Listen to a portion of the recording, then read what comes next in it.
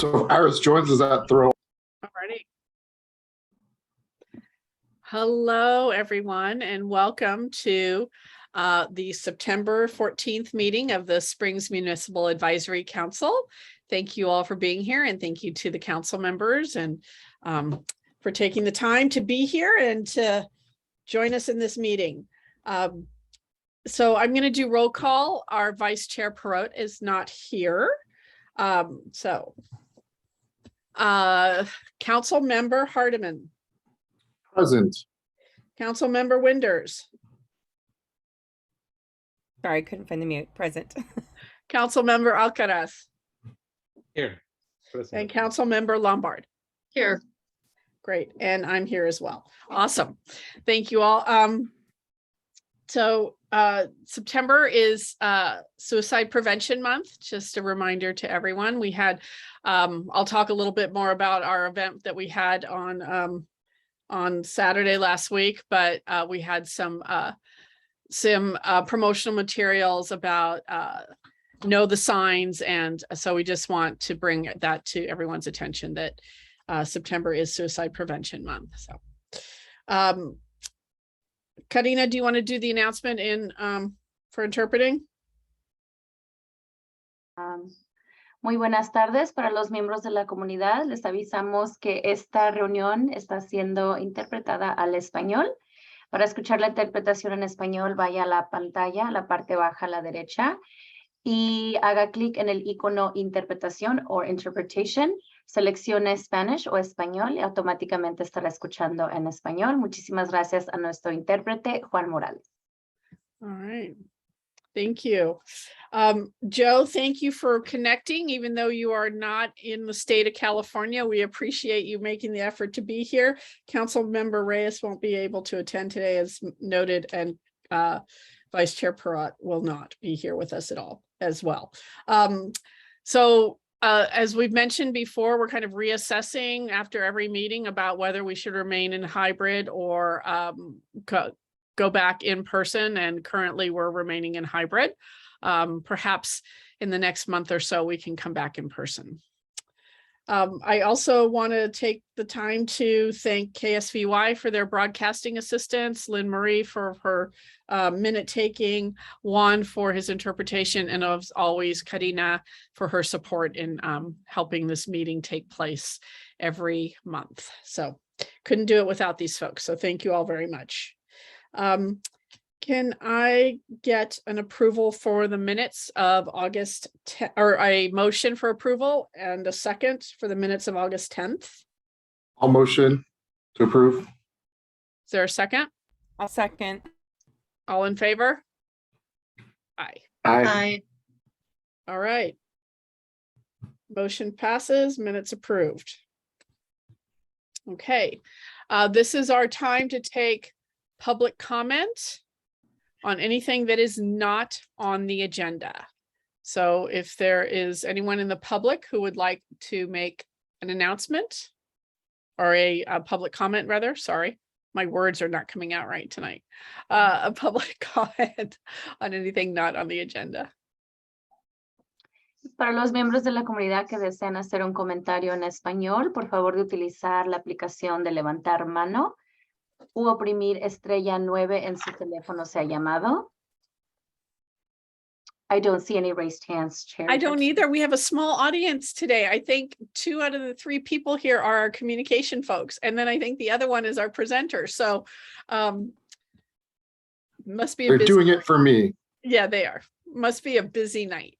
Okay, so let's move on to community announcements. So as mentioned, September is Suicide Prevention Month. There is a suicide prevention training on Wednesday, September 21st from 3:30 to 4:30 for youth organizations, and from 6 to 7:30 p.m. a training and vigil, and that's at the Sonoma Community Center. So that would be a week from today. Also, the following week, there's a screening of the documentary, The S Word. And that's on Tuesday, September 27th from 5:30 to 7:30. And that's at Hannah Auditorium.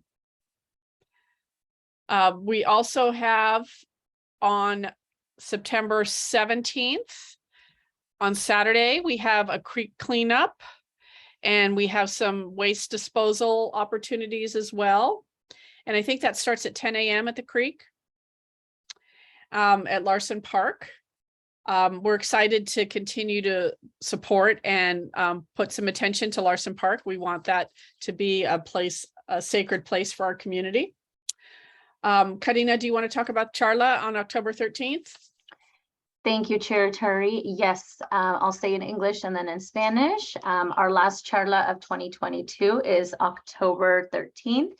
We will be wrapping up with an update on COVID, vaccines, testing, resources, and also an overall conversation about mental health and our physical and emotional health. We will have Health Services and Human Services from Sonoma County presenting, so please spread the word. La última charla del 2022 será el día 13 de octubre, los invitamos a participar. Estaremos dando una actualización sobre COVID, donde estamos con las vacunas, pruebas, recursos y asistencias. Además tendremos actualizaciones de los departamentos de Servicios Humanos y Servicios de Salud del Condado de Sonoma. Estaremos hablando sobre la salud mental, nuestra salud física y emocional. Así que les invitamos, por favor, corran la voz y acudan. Thank you, Chair Turi. Thank you so much. Appreciate it. Okay. All right, so a little bit about chair update. So on September 10th, which was last weekend on Saturday, we had a great event. We had an emergency preparedness and community event. And I hesitate to name all the organizations because I will inevitably miss one, but we had about 20 different organizations present. Boys and Girls Club was there. Again, here I go. I'm going to name them and I'm going to forget somebody, but we're going to name the Boys and Girls Club because Joe's here. So the Boys and Girls Club was there, and Food for All was there. And D1 was present, and the county, and we had just lots and lots of organizations, and everything was focused on emergency preparedness. We had about 120 participants. It was at Larson Park again. Again, trying to put some more attention to Larson Park because it's a crown jewel that we want to take care of.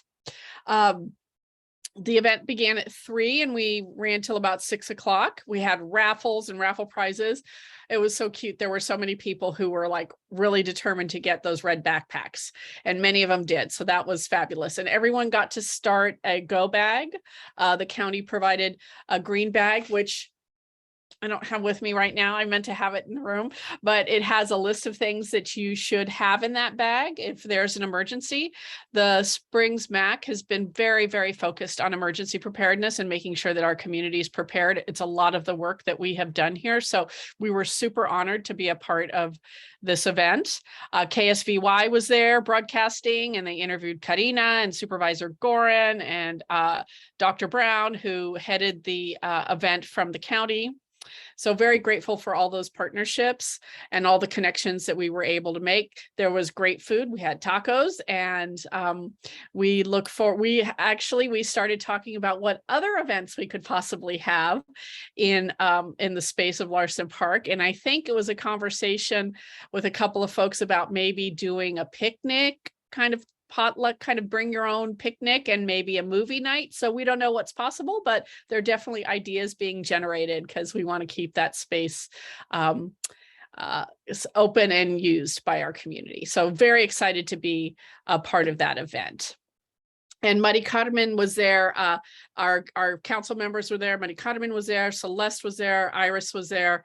So it was very nice. We had a nice, and Karina manned personed the table for District 1, and Supervisor Gorin was also there, and she told, as many of you know, Supervisor Gorin lost her home during during the 2017 fires. So she has this amazing ability to connect with people about how important it is to be prepared. So we do it in her honor as well as how important it is for our community to be prepared. So it was a great event. I also want to mention that we have our holiday season coming up and that the MAC sponsors several events, and we'll be talking about that later on. We do help co-sponsor Dia de los Muertos and the holiday lighting. So we'll be looking to have a little more further discussion about that as we decorate the springs. Also, I just want to remind people that elections are coming up. November is get out the vote. And I think that's it for my chair update today. All right. I don't see Supervisor Gorn. Oh, I need public. Is there any public comment on the update?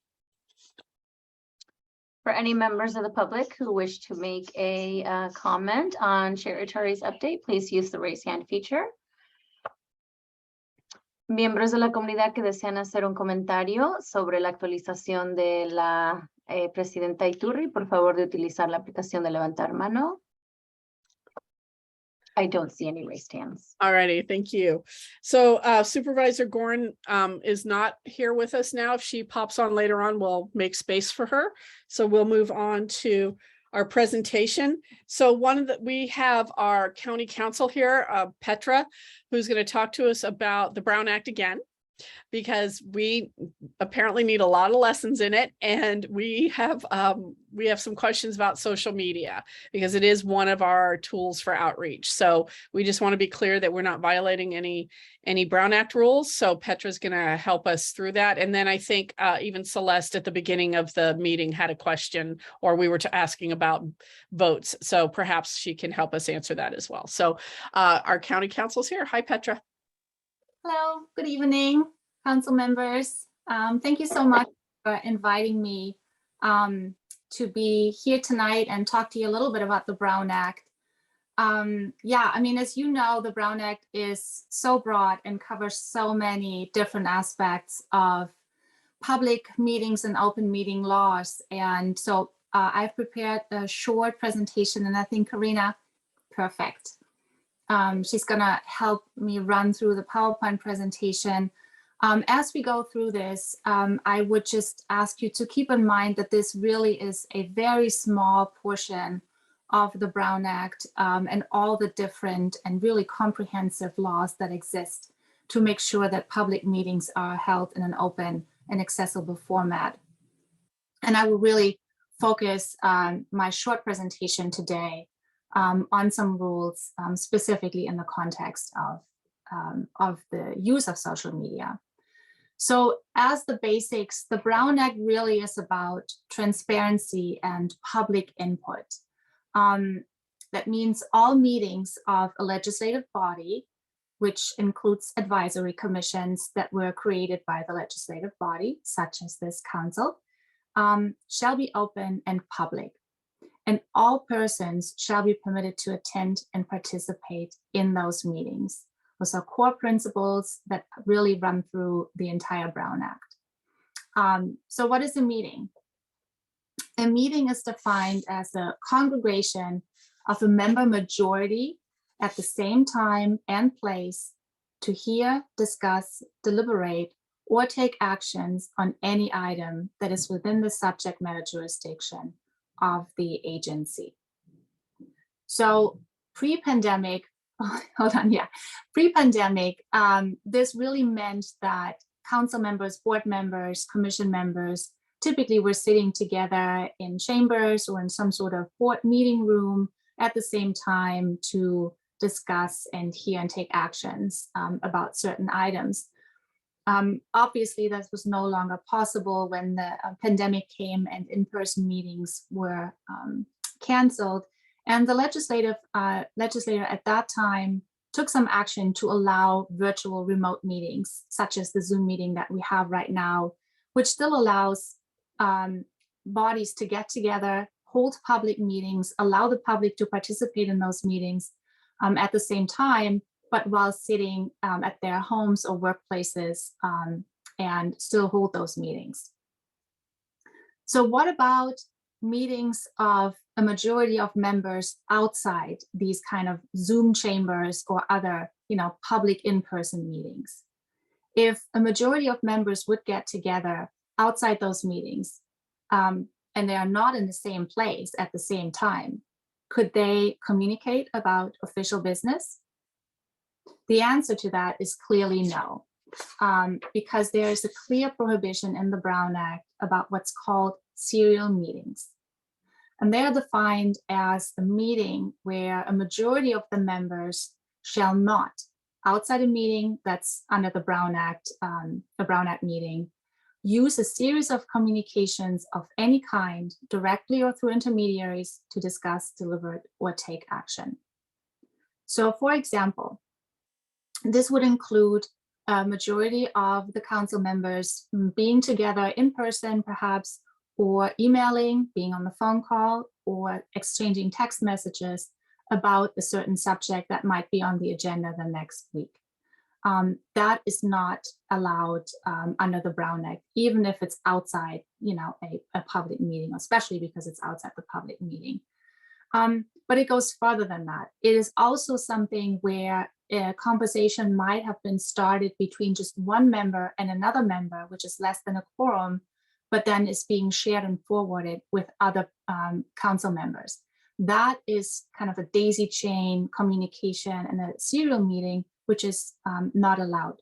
So, for example, council member A sends council member B a text message about something that's on the agenda for next week. And then council member B talks to council member C about it, who then shares that communication with council member D. Even though the council members, the majority of council members, was not at the same time in the same room to discuss these things, it's a serial meeting, and that is not allowed under Brown Act rules. And that does not only apply to communications that members have in person or on the phone or by email or text messages. It does apply to social media as well. And the law was specifically amended in 2020 to kind of address some of those common questions that arise through the use of social media. And what it says is that a majority of the members may not use social media platforms to discuss among themselves business within the subject matter jurisdiction. That means that members cannot post or like or share communications on social media platforms between members. That includes comments, thumbs up, emojis, whatever it is that express some sort of reaction or communication made by other members. What is allowed is separate information sharing.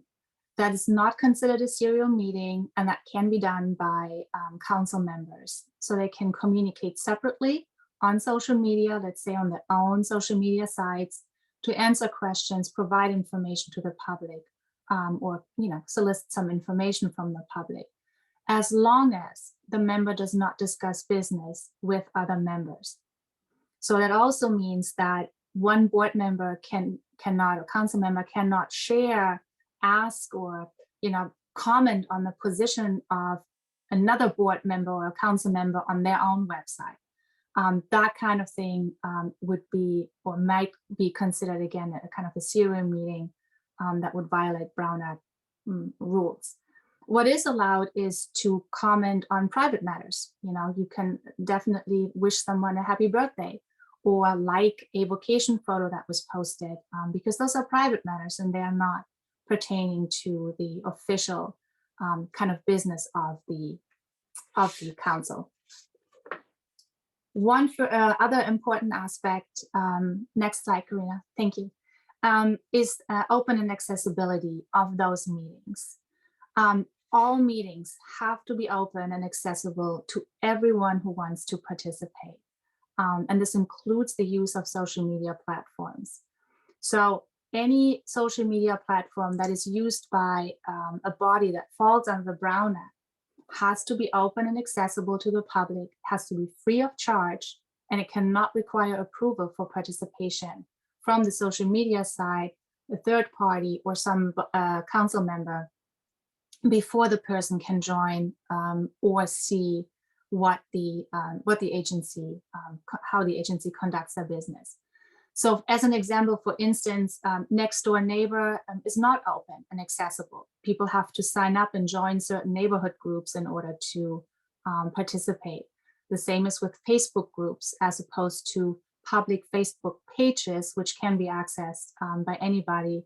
But as long as you have somebody who has to sign in and join some sort of group, that is not considered open and accessible for purposes of the Brown Act. So that was kind of the presentation, as I said, really brief, really quick and focused on the social media piece. As resources, there's the Ralph Brown Act and the government code sections, as well as the Assembly bill that in 2020 changed some of the laws about open meetings and social media. With that, I turn it back to your chair. Thank you so much. I'm sure we have some questions. So let's start there. Celeste. Yeah, I'm hoping that you can help us understand what are we allowed to do and not do in terms of like promoting on our own social media. Hey, there's going to be a meeting, or hey, there's going to be an event. Like, are we allowed to do that so that people are aware that the meetings are happening, as long as we don't discuss what's happening in the meeting? Is that okay? So I think from a Brown Act perspective, you can use your sites for information sharing, right? That's exactly kind of what I was saying for the last slide, or the slide before. If it's separate and individual sharing of information with the public and providing information to them, that's okay to do. Great. Jesus. Yeah, I was gonna say, and I think that's the thing, like, I can't like your share though about the meeting coming up, right? Correct. Jesus, did you have a question? Yeah, well, not a question, but maybe like a comment. It's it's really hard sometimes to sometimes without knowing we can violate the Brown Act, and I can assure you that 100% of the times that maybe that happened, it was all for the interest of the people. But it's sometimes it's hard to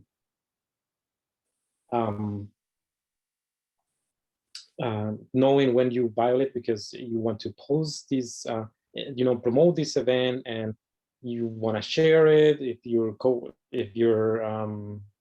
council person shares, you want to share it again so that you have a bigger outreach of, and then people can know more about it. So it's kind of hard to do it, but in a way, can you tell us, elaborate more on that? Thank you. Yeah, if I understood the question correctly, I think having an official site, that's always helpful, because that can be used and that can be operated by, a designated, maybe a staff person or so. And that would be something that is not, that wouldn't be run by just council members, and then to kind of eliminate the risk that council members would comment on other council members' posts, that kind of thing. So I don't know if that's an option, but that might be, an alternative. So I have a couple of things. I have a couple of questions. One of my questions is, one of the things that we've done that has gotten some attention is posting of notes. So there is no way that we can post, can we post any summary of the meeting on our personal pages or on, and then I have another question about our Facebook page, but is it possible to post a summary of what took place in the meeting? Again, I think it goes back to, if it's for informational sharing purposes only, that would probably be okay to do. Okay. And perhaps with some sort of disclaimer that those are not the official minutes. Okay. And especially if you have an official site or official Facebook page that does that kind of work to make sure that that's consistent, and yeah. Okay. That's great. So that leads into my next question. I think what we currently have is a group. And I think you have to be approved to go into that. So what I'm hearing you say is we need to convert that to a page. Yes, whatever medium there is that is open and accessible to everybody, that does not require them to join or ask for permission to join some sort of group. And Karina, correct me if I'm wrong, but I think we have to take a vote on that as a council to convert that today. Okay. And then I have one more. I'm so sorry. We had some dialogue about the logo of the county on our promotional materials. Is it important that the county logo is on our promotional materials? And if so, does it have to be a specific size? Are there requirements around our promotional materials? And we have our logo and we're looking to get, tablecloth and some other things. Do we need to have the county seal present? And if so, how big? Does it have to be positioned in a certain place? So I would actually go back to the policies and procedures and the bylaws for the municipal advisory councils. And I think that is very specific, that if it is business for the municipal advisory council, that it's really clear of what needs to be on those kind of printed material, which is the district supervisor's name and contact information, and sort of a disclaimer that this is the view of the MAC only and not the county. So for those reasons, I actually would say not to include the county logo because it's not official county business. It's really clear that this is for the advisory council. And if the advisory council has, your own kind of logo, and or for District 1, the logo, I think that would be more appropriate. Great. Thank you so much for that clarification. I'm wondering if there are any other questions. So it sounds like we can post our notes, but we need to put a disclaimer that they are not the official minutes from the meeting. We can promote our meetings on our social media, but Joe can't like Celeste post, and we need to convert our page. Those are the things I'm kind of taking away from this conversation. Okay. I'm going to ask if there are any other comments, and then I'll move to the public. Which is funny because there isn't any public. Okay. Is there public comment? Seeing none, I'm going to come back to the council to see if there are any other comments, and we do need a motion to convert our current group to a page. Can I motion for that? Now I don't have comments, but if Celeste has comments. I just had a quick question again, sorry. So when we convert from a group to a page, that also eliminates us sharing each other's posts because it's the page making the post, not a person within the group. But in that motion, do we need to make a decision who's going to administrate that group? Would it be Karina? Would we keep it with a staff person administrating that group? Or, because I think that piece is important when we're voting on it. So I think it's currently Karina and myself who have been administering the group. And maybe Petra, that's a good question. Petra, who should be administering that what we are potentially going to convert to a page? I think this really depends on what your council chooses to do. I think if you have only one council member, again, that's of course better to not have a majority of council members do that, because that again would kind of circumvent the whole idea of not sharing and working together on that. But a staff person can certainly do that as well. I think that's up to your council. Okay, thank you for that. Thanks for the question, Celeste. Thank you. I do have a question. I mean, I'm the wrong person to be even like thinking about Facebook. I really don't go on Facebook at all. But okay, because I really don't understand how it works. If we make a post that's with our name on it, right? I mean, you can't post something without your name being on it. Or does it go sent to you and then it gets posted or what? I mean, I would say the page would put it out there and then we would be sharing that direct post from the page. So it's still directly from the page. And I guess that's the ultimate gray area. Like Celeste can't share my share, but can share directly from the page.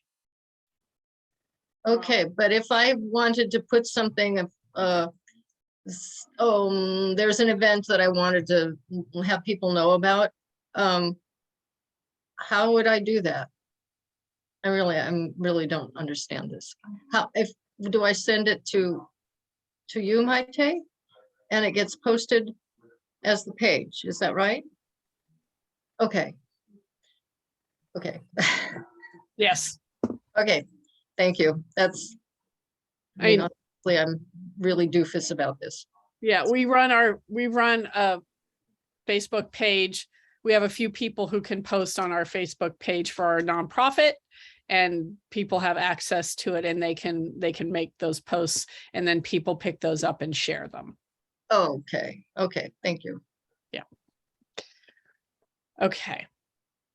So, do we have to, in this vote, do we have to designate who will manage the page?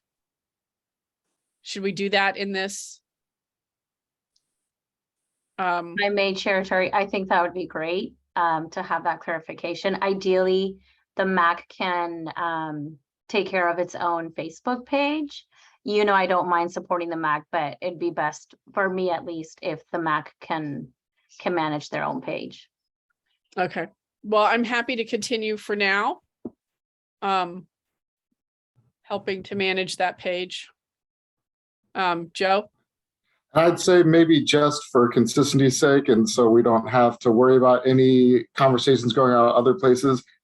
If there's an event that we want to promote, would it still make sense for us to send that directly to you, Karina, that can then share with Maite to put onto Facebook, just so that's not me directly and multiple people going direct to, yeah, right? That makes sense? That's a good practice, yeah. I want to put out one cautionary caveat here too.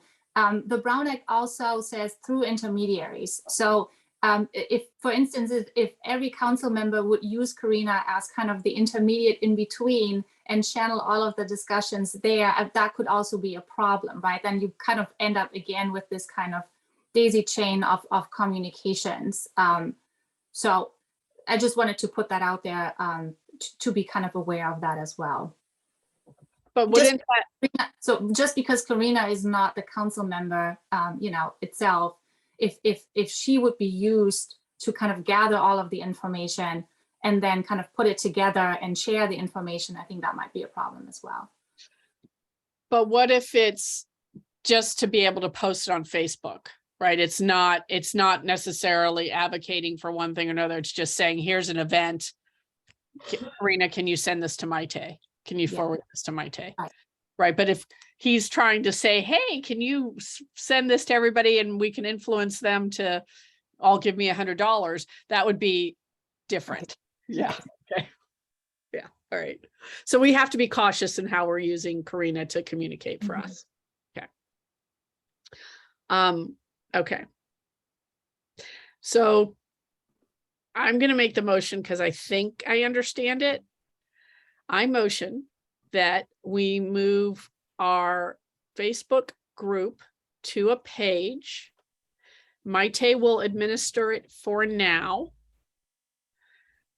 If you want something posted on that page, you're to send it to Karina and Karina will send it to me. Is that the motion?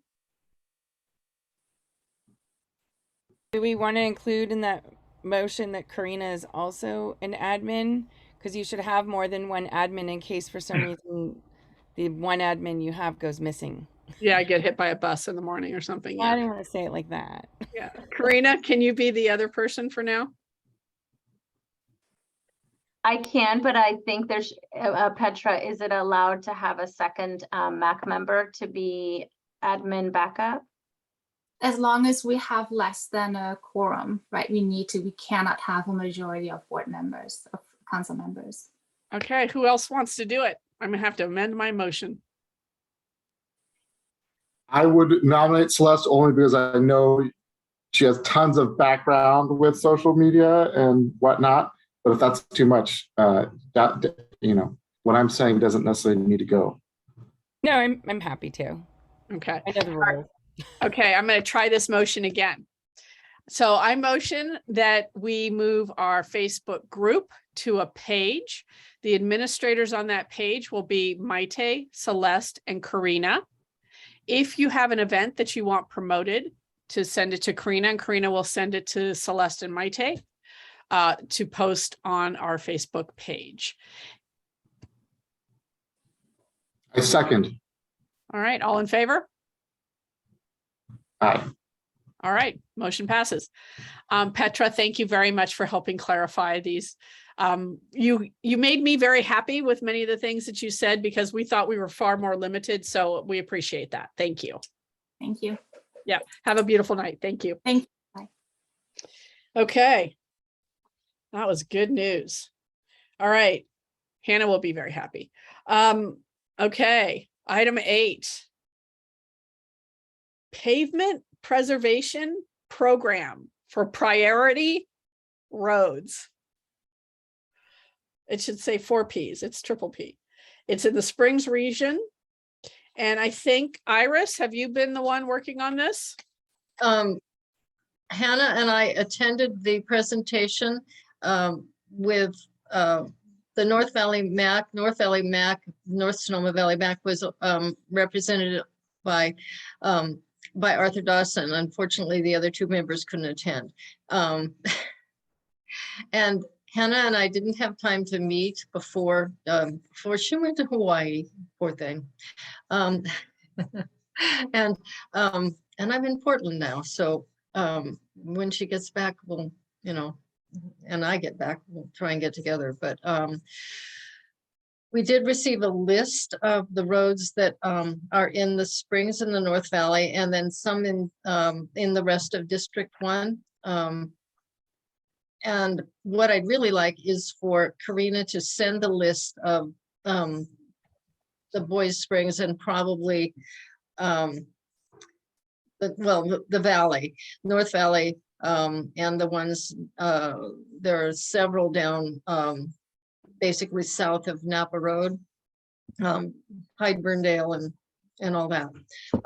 If Karina, would you please send those to everyone on the MAC, and if you all would look them over and give your opinion on which ones you think really would warrant repaving. It's actually very few roads can be actually repaved in 23-24, and that's what we're looking at is 23-24. It amounts to about, if I understood correctly, about 7 miles of roadway for the whole of District 1, which isn't a heck of a lot of roadway. So it's gonna be a tight race. So my understanding is it's for the 24-25 year. 23-24, I believe. That's what No. 24-25. Okay, then I'm confused. Yeah. And And then there, when you List. receive the list, there are some on it that are actually already scheduled, and you will notice, if you know to notice that, you'll notice it. yeah, that the list gets submitted to Supervisor Gorin in the Transportation Department. Right. And it's not necessarily that they're all gonna, like you say, it's only 7 miles. They're not all gonna get repaired. There's some of them, these are up for consideration. Yes. And some of it is just small stretches of road too. The very worst spots. When does this need to be completed by? Way sooner than I hope. It doesn't have to be in on the 23rd, 24th, 25th. Karina, if I recall correctly. I didn't bring those notes with me. Okay, so I'm opening up my notes too, so I don't give wrong information. Thank you. The short-term timeline is prioritize 3 to 5 roads in the, so let me back up a little bit. Supervisor Gorin tasked this MAC roads working group, which consists of currently 2 MAC members, or 2 Springs MAC members and 3 North Sonoma Valley MAC members. And these folks are to identify 3 to 5 roads in each respective MAC area for consideration for the 24-25 paving program. The long-term goal, which is in the next 3 to 6 months, is to develop a longer-term prioritization list to work on prioritizing the rest of the list across the district. What we shared with this group in the meeting a couple weeks ago, if I'm remembering right, is an internal list that our staff created as we have been hearing from community members, and staff have been identifying roads that, you know, could definitely use some love and care. And that's what, you know, that was the list that we shared with Iris and Arthur when we met with them. But the idea is that they go through that list and identify, are there roads that need more attention, or can we use that list? And they were to bring their suggestions to the council so that you guys could give your opinion on what roads need paving.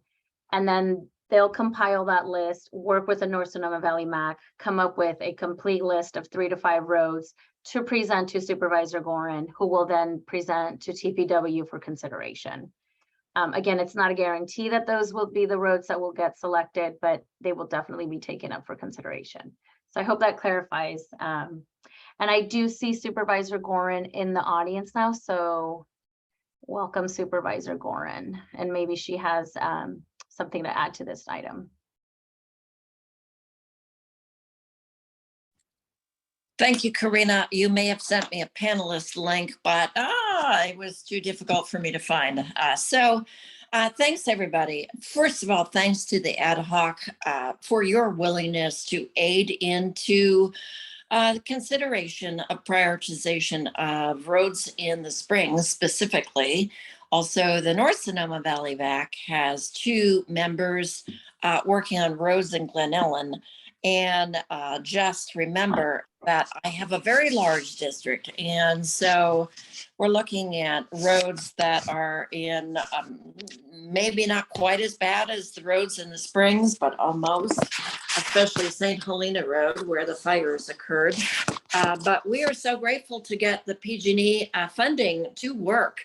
And we have many roads that are being repaved, especially in the Trinity Oaks, Lawndale, Schultz, Bristol, Bennett Ridge, Cavedale, Trinity, Nelligan, Nunks Canyon is going to be repaved next week, as well as roads up in the Mark West area. These are roads that were significantly damaged in the debris cleanup from specifically the 20 fires. And I wish we could use some of that funding for the roads from the 2020 Glass fire, but no, they were not part of the PG&E settlement. And other roads that we are repaving, parts of Level Valley Road and Thornsbury Road. Those were also involved in the fires. So the good news is we're getting a lot of those roads that I never thought would be repaved because they didn't carry a lot of traffic that are now being repaved, and the residents are so grateful for that. But now we're looking at, and I want to take a step back because you may remember that there were a number of folks that volunteered to serve on a district-wide committee to look at roads all over the district. And then we had the fires, and 3 or 4 of us on that committee lost our homes in the fire. And we said, no, we have to take a step back. We have to take a pause in the conversation. So this was a way to involve more appropriately the members of each of the MACs, as well as looking at the list of roads that we've been compiling probably over the last year or two, because we have roads that were not paved, but that had been identified in years past, some of them in the springs, clearly. So we're looking at our list, we're looking at your recommendations, and there are two things going forward. Whatever we think we can accomplish through the repaving budget probably won't be. We'll have to pare it down. TPW will look at the conditions of the roads and make a decision that this area of the road is in actually pretty good shape and needs to be maybe some patching or potholing, whereas this section of the road really needs to have repaving and probably some overlay. Could be chip sealing, could be pavement preservation or pavement reclamation, full depth reclamation. And when the roads get to the condition that they are often in the springs, it means we need to go down quite a bit and grind up all of the old asphalt and then reapply it, which means it's expensive. The paving depth is deep and the funding doesn't go as far. However, for those of you who approved a reauthorization of Measure M, or Double D, was on our ballots last year, the year before, we are getting to the place where we're no longer going to be contributing to the SMART train. And we've changed some of those allocations in the funding formulas so that more of the funding would be coming to repave local roads. So I believe that that additional funding happens in 24, 25. And also we're allowed to reallocate the funds because Highway 101 has been completed. So we no longer have to use the funds, very large amount of funds, to repave that. So we're grateful for you, the voters, to approve that. And we are going to be allocating more of those funds for local roads. That's the good news. But I hope that we can take your recommendations and spread it out over 2 to 4, maybe 6 years to start developing a program for repaving over the next 6 years. And you may recall that Janice Thompson has suggested that she takes our recommendations. They actually look at the recommendations of the roads crew because they know the roads, make the recommendations, put it in a program and pretty much estimate how far the funding would go, but then recognize that we need to stretch that funding as far as it would go. And so I'm optimistic that we can use this method, use your help and recommendations to actually get to a more systemic approach at repaving our roads. That was more than you ever wanted to know, but I'm just saying. Oh, I've watched it happen on Verano Avenue. It's quite extensive. And really grateful that that road's getting paved. I still am wondering about when this is due. Usually they take the recommendations in the fall and then they work their magic over the winter and then bring the recommendations forward for bidding the projects and then having the board approve them in like April or May. So we have some time, but I would encourage everybody to really think it through so that we can have some recommendations by October or November. So we could bring this to the October meeting and take a vote on it. And that would be okay. I think we're that. Great, thank you. So I'll take questions from the council. Iris, was there anything else you wanted to add? Oh, actually, no, thank you. Okay. Jesus? Yes, my question is about oftentimes when we communicate with the public, with the community, a lot of times the community says, "Oh, can you do something about the road where I live?"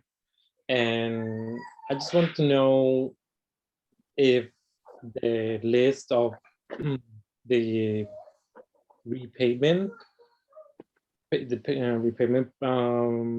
streets are located in the pavement preservation program with the entity that First District Supervisor was just mentioning? Is that where you can? And thank you, Jesus, for the question. It's a good question. And Karina, I may have to leave and come back on because I touched my phone and it did weird things. Well, So- Supervisor Gorin, can we say happy birthday to you? Oh, thank you. Everybody has been so generous. And I will amuse you to say that I went to the physician for a number of things on Monday, and a chirpy nurse said, "Hi, how are you?" And I said, "I have a birthday tomorrow and I'm falling apart." Well, happy birthday. We'll see you when you pop back on. Okay, thanks. Do we know how we can get access to that list, Iris? Also, sorry, Iris, to interrupt, but I quite didn't finish my question. Sorry Oh, to sorry. interrupt. And what do we say to these people? Like, oh, okay, well, thank you for your note. Thank you for letting us know.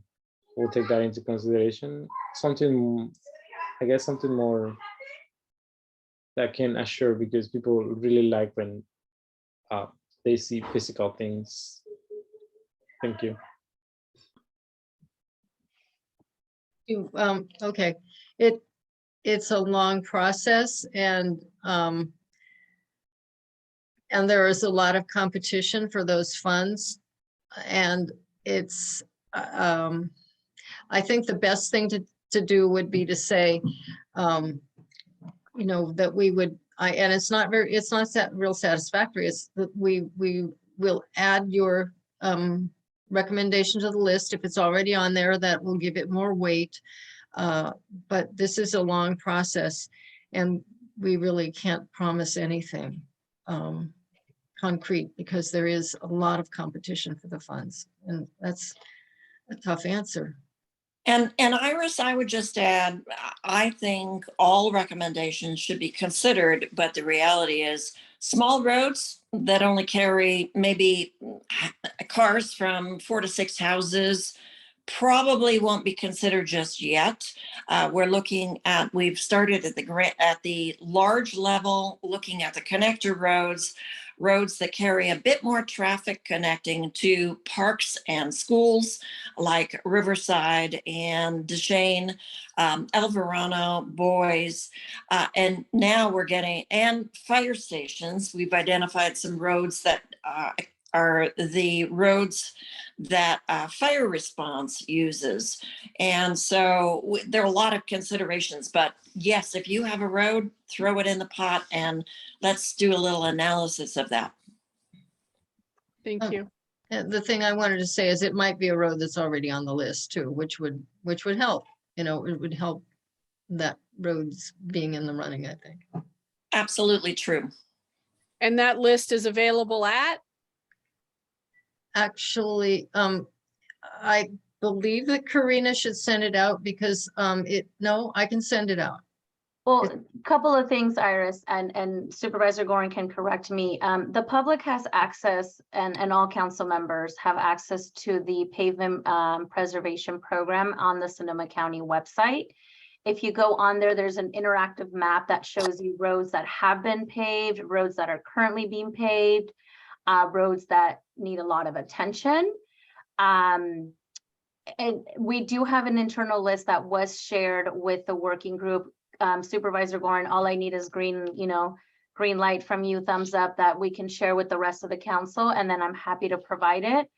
Just because I didn't publish it as a public record for this meeting, so I just want to make sure it will be accessible, and it will be brought forward at the next meeting as well.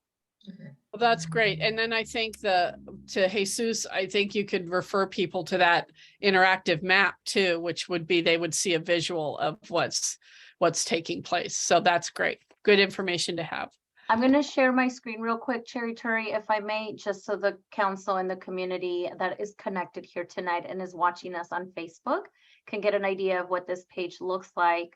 And they can also feel, free to reach out to Supervisor Gorin's office and make any recommendations of any of those roads. So the Sonoma County Pavement Preservation Program, you scroll down, there's information about the pavement preservation.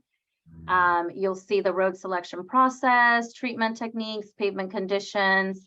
And then down here, you'll go to Supervisor Gorin's district. It's directing us. Takes you to the map. Yes, agree to the disclaimer, please. And here's the legend right here. Anything in this darker purple is being paved this year. Anything this lighter purple, almost pink, is paving next year or the following. And the black is paving completed in the last year. So if I can zoom in a little bit here, specifically in the Springs. Okay. If I zoom in too much, then I start losing focus. But Yeah. so paving next year, Cherry Avenue, Riverside Drive. Paving this year, we have Verano Avenue. We have a part of Craig Avenue and Petaluma Avenue. What was completed last year, part of Riverside Drive. We got East Thompson Avenue, Gregor Street. And I don't know if I missed something else here, but That's a great map. yeah. So we encourage the community and the council to visit this website and pay or play with this map and get familiar with those useful tools. Thank you. Thank you. Are there more questions from the council? Okay, I'll move to public comment. Para los miembros de la comunidad que desean hacer un comentario en español, por favor de utilizar la aplicación de levantar mano. Se les otorgará el permiso para hacer su comentario. I don't see any raised hands, Chair Turi. Thank you. Okay. Supervisor Gorin, we had skipped your agenda item about an update. Is there something you'd like to share with us? Well, there are a couple things. Yay, we had a relatively short board meeting yesterday for a change. That was lovely. But there were a couple of things of note on our board agenda. One was, for those of you who are really interested about climate change and what the county is doing to work on climate change, there was a great report, and I encourage you to go on to the board agenda for yesterday. And Barbara Lee, our Director of Climate Change, Anna Yip, and Misty Arias, Director of Ag and Open Space, have been working together on identifying lands that are important to really focus on in addressing climate change. And there are probably 10 different action items where land might be considered, and it's called Climate Resilient Land Strategy all over the county with a lot of programs. Right at the top was addressing equity issues. So my question to them was, man, we had a brutal week. And I also asked the board to agendize a discussion about the county working on cooling stations in the unincorporated areas of the Springs. I've not been ignoring this. I've asked year after year after year, and I think the temperatures were such that I finally got the attention of the board and the county to really identify this. We may have another hot stretch at the end of September, so maybe we can institutionalize locations on where we can set up and create partnerships to work on setting up cooling stations with some staffing and resources. So working on that, but also she suggested specifically to address some of the equity issues that they saw, they will be working over the next probably 5 years to look at opportunities for creating cool corridors, as she called it, green corridors. And for our purposes, a corridor without much specifics, north to south, throughout the Springs and the really more dense neighborhoods in Sonoma Valley, what does a cool corridor, a green corridor look like? Yet to be really quantified or described, but I would love to bring this to the MAC for discussion and review opportunities for us to maybe acquire land and think about strategies for creating more trees and opportunities for relief from the intense heat conditions that probably will continue to plague us. So just put that in your back pocket. And for those of you who have some time, go onto the board agenda yesterday. It's fascinating reading, and there's a PowerPoint presentation that's sort of a mile wide and an inch deep, but it gives you a flavor of what that could be. So those are the two items. And the other item of interest to the Springs is that Director Rivera gave a short presentation or a description about how she is looking at innovation money on some of the projects for behavioral health. And I further talked with her about opportunities in the future. So when we have our next monthly meeting, I hope to get into specifics about what funding sources might be available to fund some of the programs that we had applied for. So she is forewarned and going to be receptive, and also how she could help some of the organizations prepare for the RFPs that might go out from the county to ask for suggestions and funding. So coming forward, good things lie ahead, and it's and thank you all. It's a pleasure to and an honor to represent you, because I, little by little, am learning issues important to not only the Springs, but all of Sonoma Valley.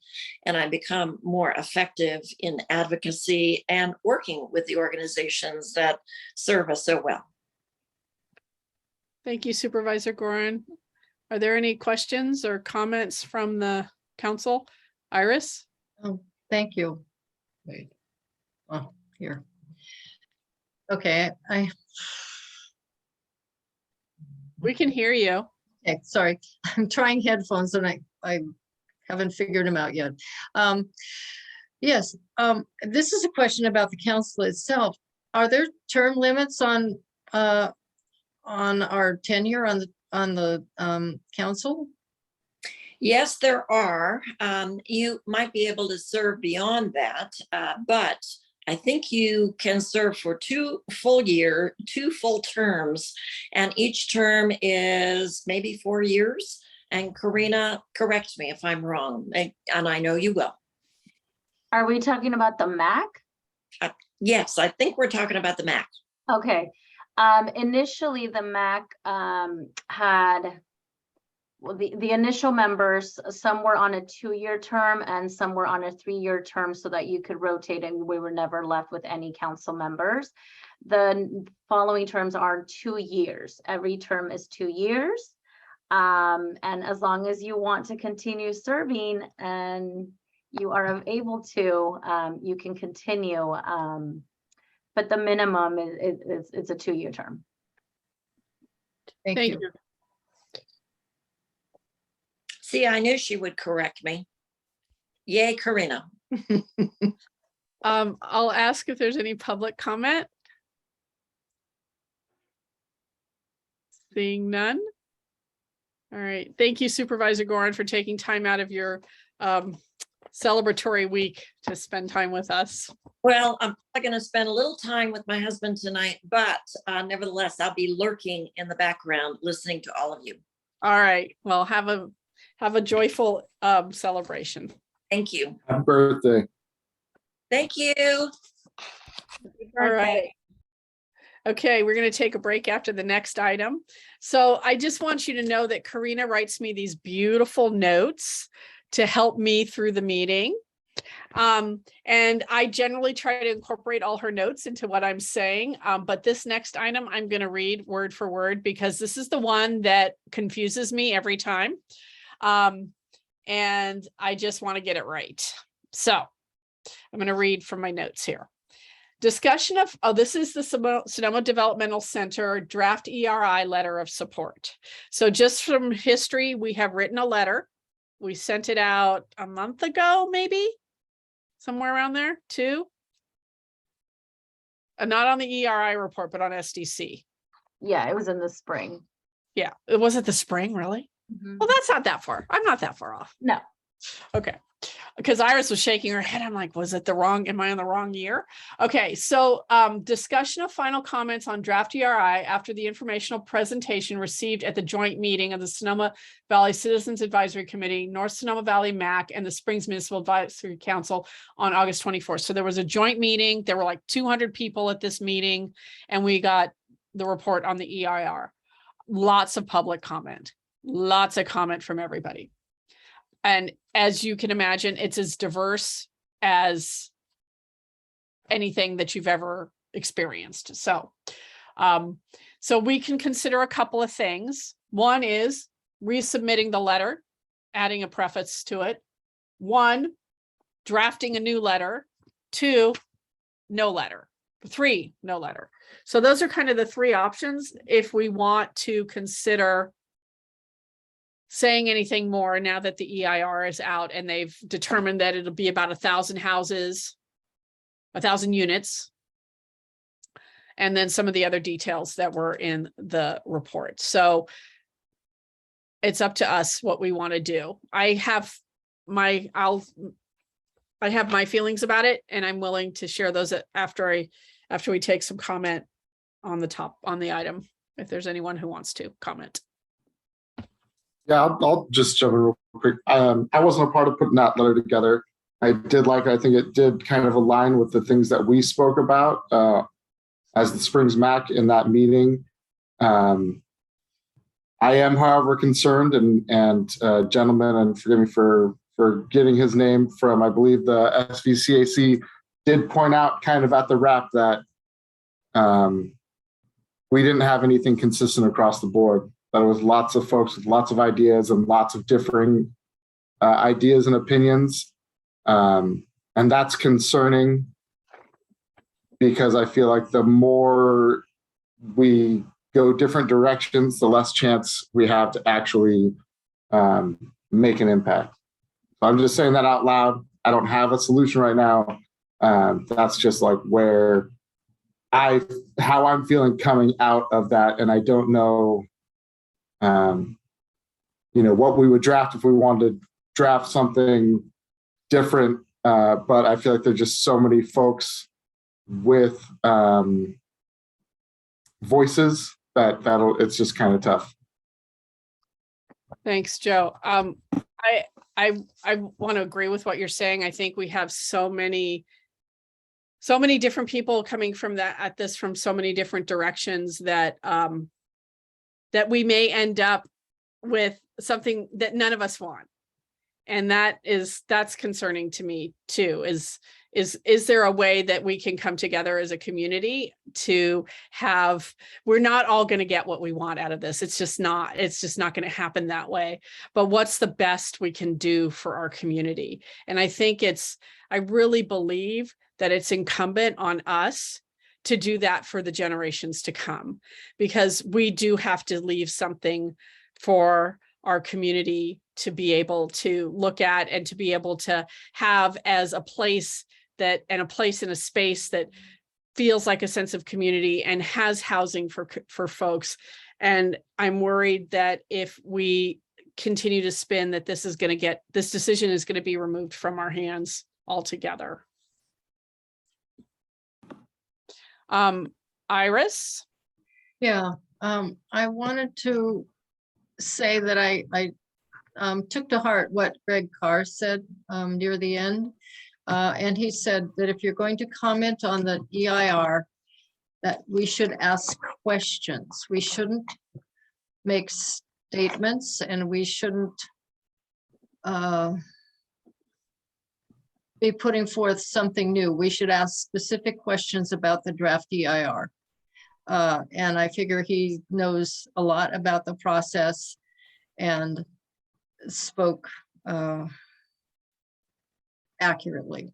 The other thing is that I wanted to say that the main concern, it seemed to me, that was being expressed from our point of view, of the Springs MAC, and to a certain extent, and really from the North Valley MAC, was about housing and emphasizing affordable housing. And perhaps what we should do is ask a question about why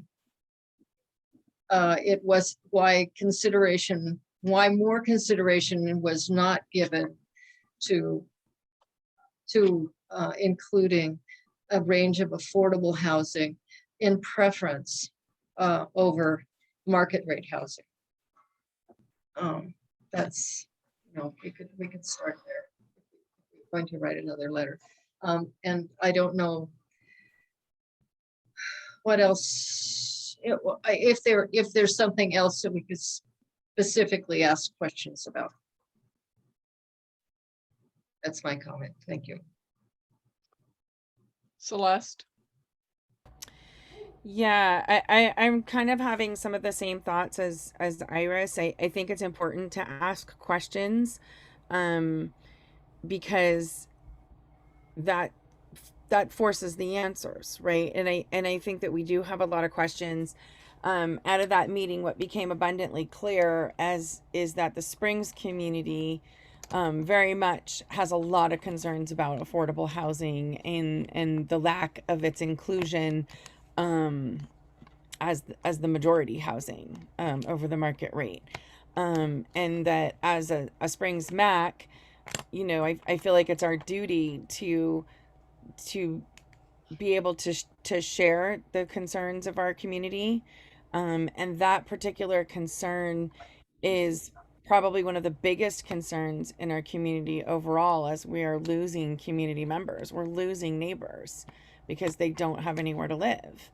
And so I tend to think that we actually need to revise the letter and lean more towards questions and focus on housing, as that was very much the prevalent theme from the Springs MAC community. Thank you. Jesus, and then Joe, and then Iris.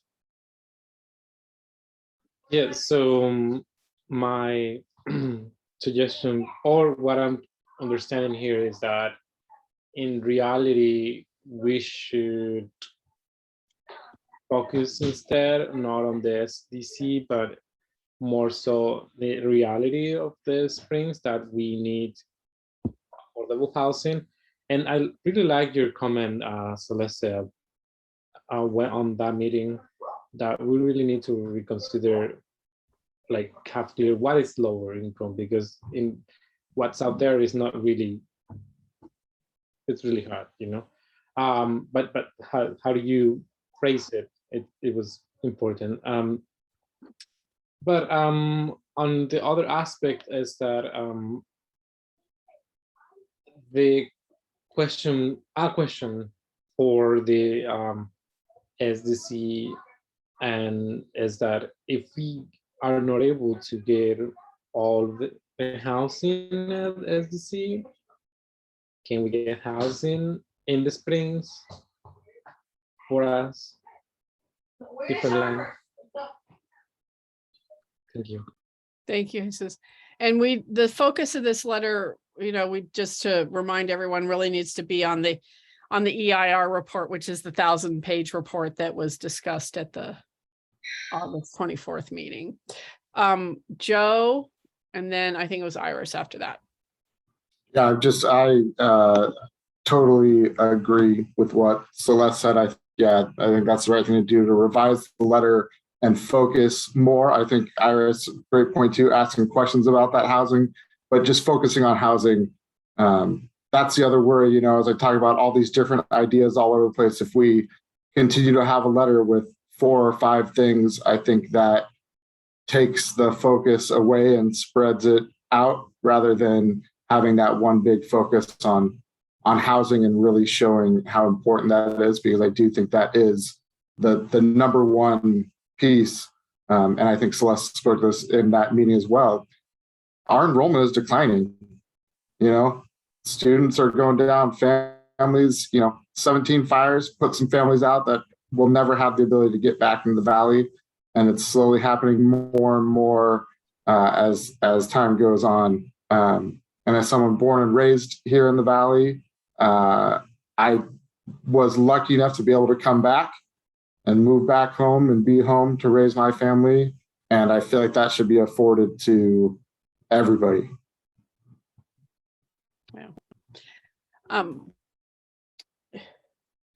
I think, one of the other things that I don't want to take us off track here, but one of the other things I think is we kind of have to dream what we want it to be, right? And how does that invite people into that dream so that we can have everyone gather around a unifying message. So here's the Maite, I'm sorry, Maite. I did want to say perhaps we could include another, besides asking why we couldn't have more affordable housing, why it could be skewed the opposite way, turn it on its head in terms of what kind of housing goes in there.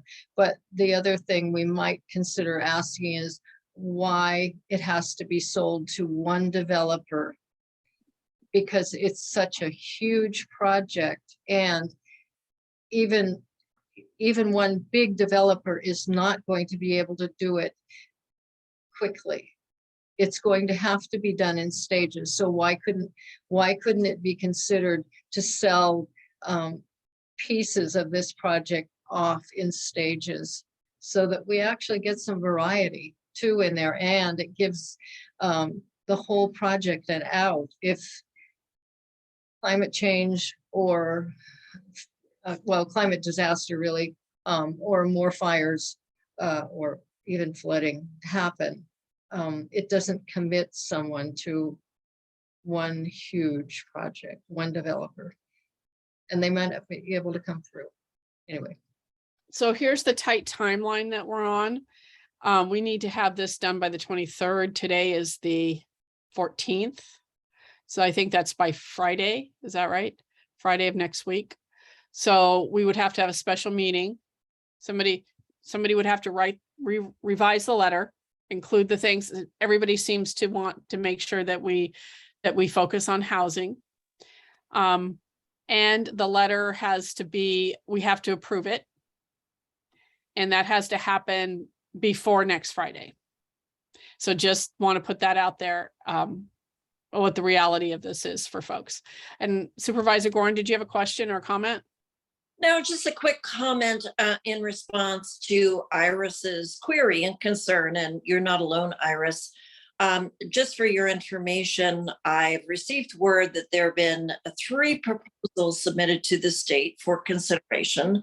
A lot of specifics, but don't assume that just because a developer or a development team has submitted a proposal, that developer is going to just have 3 or 4 people working on this and arranging all the pieces. I suspect that a developer will be looking for and involving multiple partners in focusing on development, various pieces of the campus.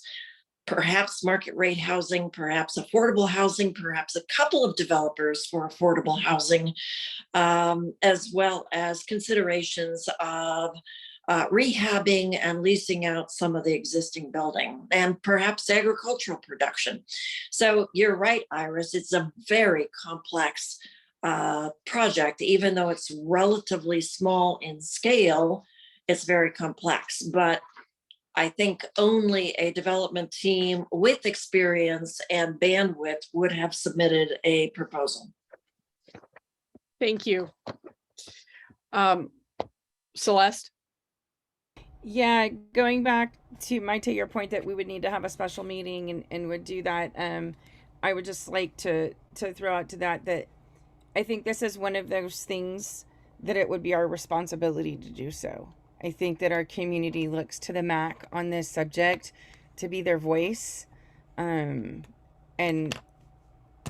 my big fat opinion, I think that we would have a responsibility even if it means holding a special meeting to do this.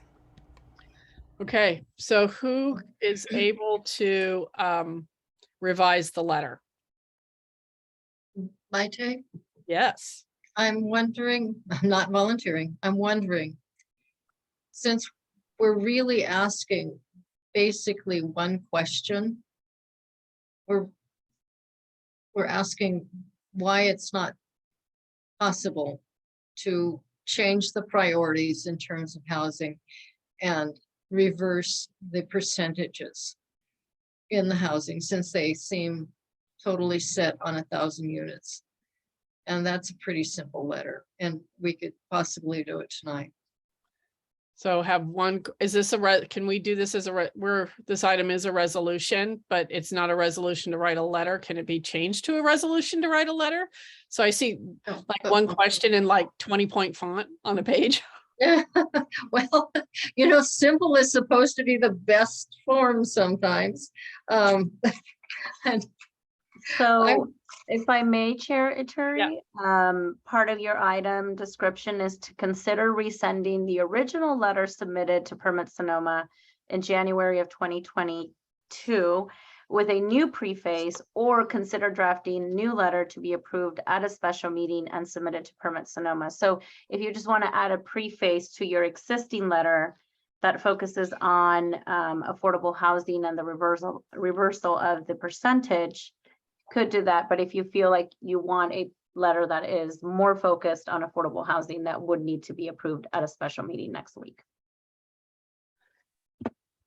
All right, can you share your screen and can we write a question and add it to the letter? You're gonna put me on all my typing skills on the spot again.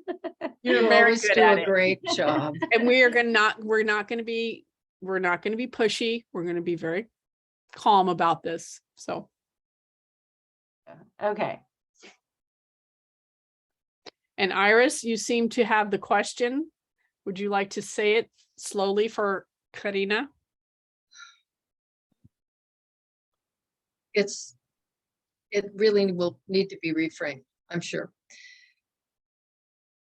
Our question is why the percentages of housing could the percentages of housing be reversed so that affordable housing in all of its permutations would be at the top of the percentages, and market rate housing could be, Oh, slow down, please. Okay. sorry, Would be at the top, and then market rate housing would be the bottom 25% of the ratio.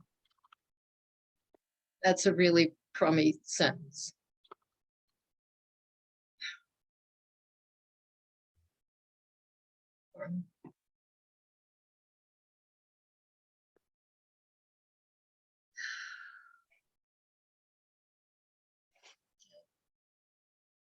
Is that the question we want answered?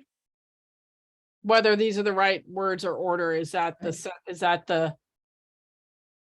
what we're suggesting? Is that what we're It looking? seems at? like that's what we talked about a lot last time. Why the market rate housing is supposed to be about 75%. And that's completely inadequate for what's needed in the valley. Celeste, terms of housing. Jesus, what do you think? Is this what we're trying to get at? Yeah, I mean, I think this is really the core of what we're trying to get at. I do like in the original letter that first sentence under the affordable housing section, that any future SDC housing development be affordable, either owner occupied or long-term rental units. Our recommendation is that housing be for people who work and live in the Sonoma Valley.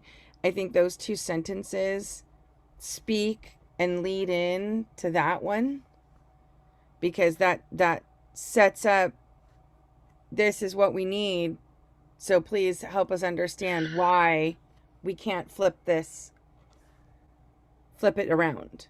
It's that sentence right there. I'm sorry, I'm pointing to it like you Those can. two sentences, the first two sentences under affordable housing. Mhm.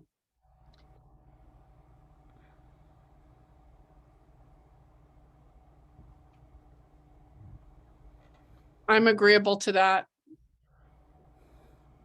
Because there's something in that sentence I think that's really important is the specificity. Oh my gosh, say that word 10 times. This is just, right.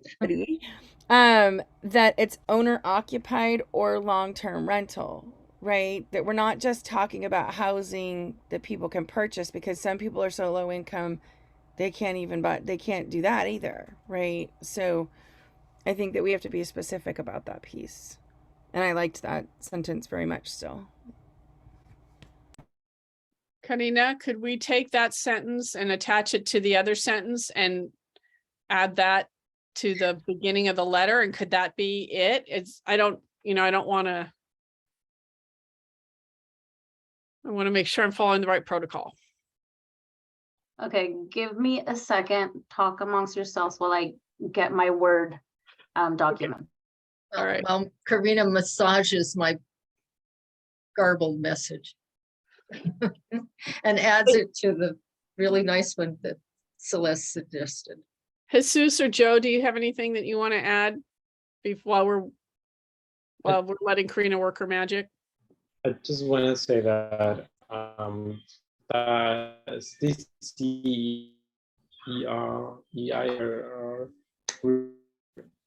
was kind of hit. I didn't have a chance to look at all of it, but something that struck me is that it's the creation of a hotel. And I mean, I had ideas about this project. Like, I like the idea of building a road that will connect to the Highway 12. And I have this epiphany that we should build like green bridges so that our wildlife can move from one side of the road to the other without getting killed and stuff like that. And I like to dream. And at this point, I'm really worried. I'm just worried about whether or not is there actually going to be housing at all. That's what I like, the idea that maybe we should consider other like spaces, like for example, on the outskirts of the springs, and like options. I really would like that we have more that option and the other option, but that's just worrying me that there is a lot of controversy, as Joe was mentioning, and yes, and I like all of your ideas that we should consider reversing the percentage of housing development and consider what is actually low income. Yeah. Okay. I agree with you, Jesus. I'm dreaming. I would love to see green roofs. I'd love to see, I mean, there's just water, reuse, just there's all kind, dream big. Joe, did you have anything you want to add? And then Karina? My only piece is if we're going to add the sentence, which I think that makes sense to add the question into what was already there. But with that said, do we want to add any sort of qualifier, just maybe pointing out the fact that, in our opinion, affordable housing, because there's multiple things in this letter, that affordable housing is of the utmost priority.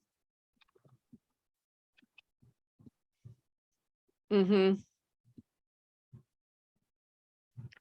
I'm wondering if we take this section right here, Karina, that you've got, and just flip it and put it at the top of the letter. This is what we want you to pay attention to right here. Where would you want it?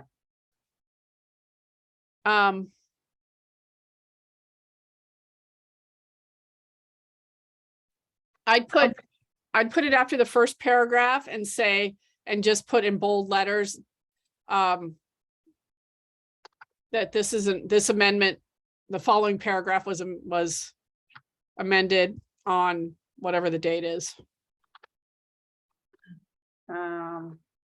Maybe after we want to urge the board to super, like right before we acknowledge that during the pandemic. Is that where you're saying to put it? Or the very first? It's, I'm just want it up front. I'm not. Yeah, my only thought is, oh, go ahead, sorry. No, that's fine. I just want it to be the thing they read.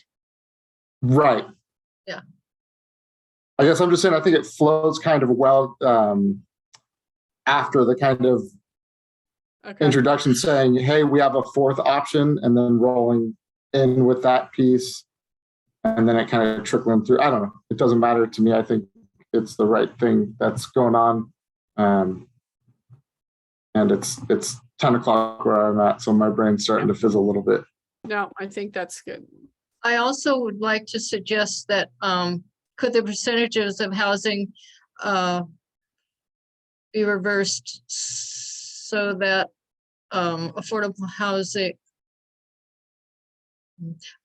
housing is 75% and be specific, and because it refers to the 25%. Yeah. Okay. Oh, and how about putting that in bold and larger type? This? Is that possible? Yep. Oh, Since I'll that's our I'll really, format it. Yeah, I'll format it. since thank you. It's the only real question we have here and the only real change to our letter.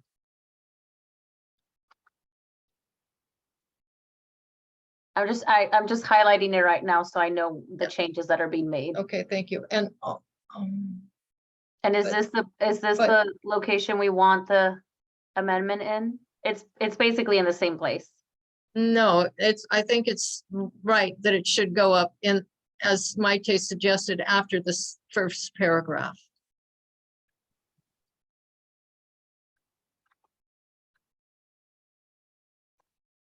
Because, if it plays first, it'll probably get more attention, we hope.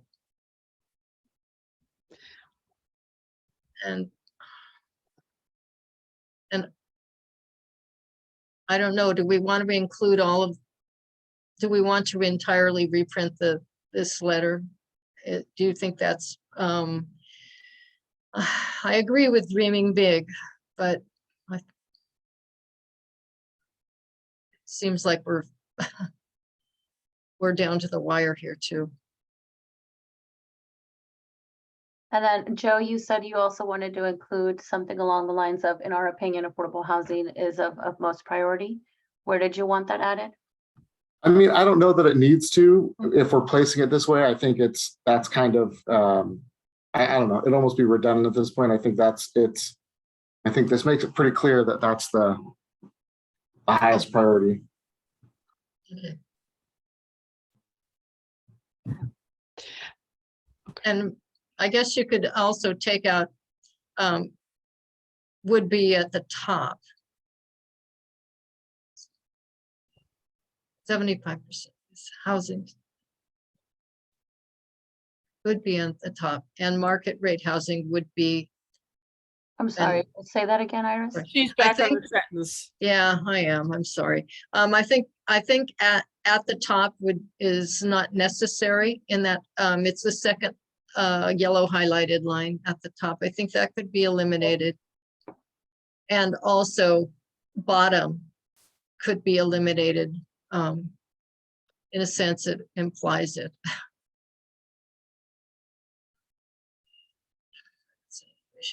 Like that? Yeah. Does that make It's a better. little tidier? Yeah, it's less words. Yeah, less words, less words. Too many notes.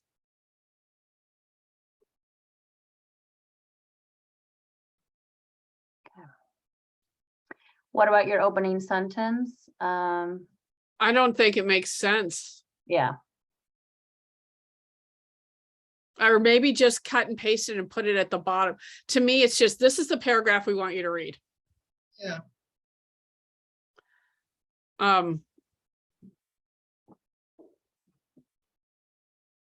do you want to say something like, well, this is just an amendment to our previously submitted letter Yeah. of January 12th, something along Yeah. the line? Yeah, that's Yeah. good.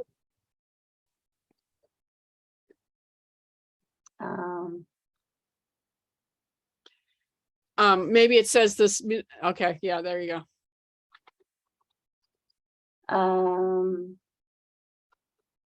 To our. Okay, I Yeah. can't- It's the January 12th, wasn't it? Yeah. Yeah.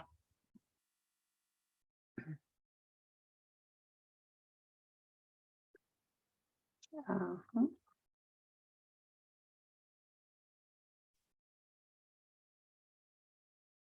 Approved on, and then we're gonna do this. You guys are watching me work. It's okay. You're doing great. Great. The following, This is actually the following is comment to the ERI. EIR. Yeah, sorry, it's all alphabet soup to me. The I know. following is a recommendation, is a response to the ERI study presented on August 24th.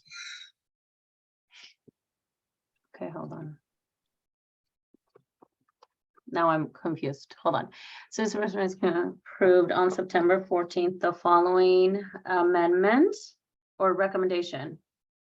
The It following, was, yeah. Yeah. Mm-hmm. Draft EIR presentation received on, that was August 24th. I'll change the dates shortly. Do we want to keep for the future use of the Summit Center? Yeah, yeah, I think so. Okay, so we don't need this Mm-hmm. and we don't need this or Mhm. what, right? Well, yeah, because that's all we want. That's just all there is, right? I think it's important that they, And are you wanting to include the rest of the letter? I think that was Joe's point or somebody's point. I can't remember who it was now. Jesus, Hey, maybe. do we That do we we- need to include the rest of the letter? Or is that all we want to say?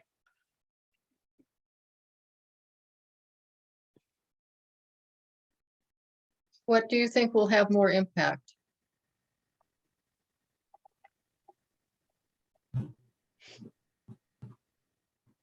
Does anybody have an idea? Uh,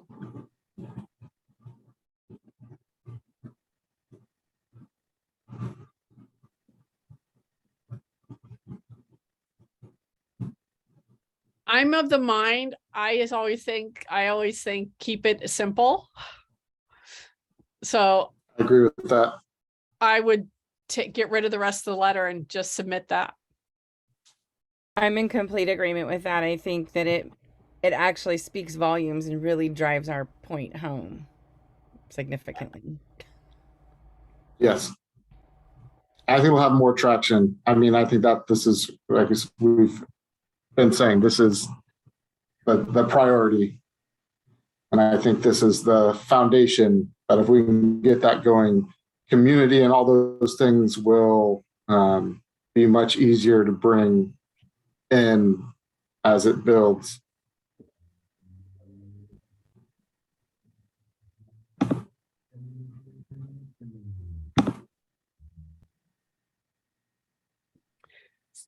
Karina, should you take out these suggestions were developed? Because it is really, or take out Sonoma Valley Housing Group and community members, because this is, yeah. Yeah. Okay. And then these are still the same CCs.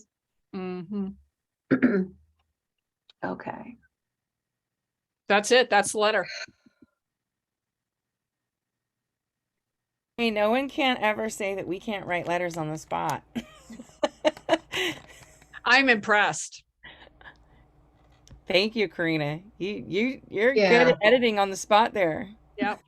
I'm glad Yeah. you think so. Mhm. Hey, and I love spell check myself, so.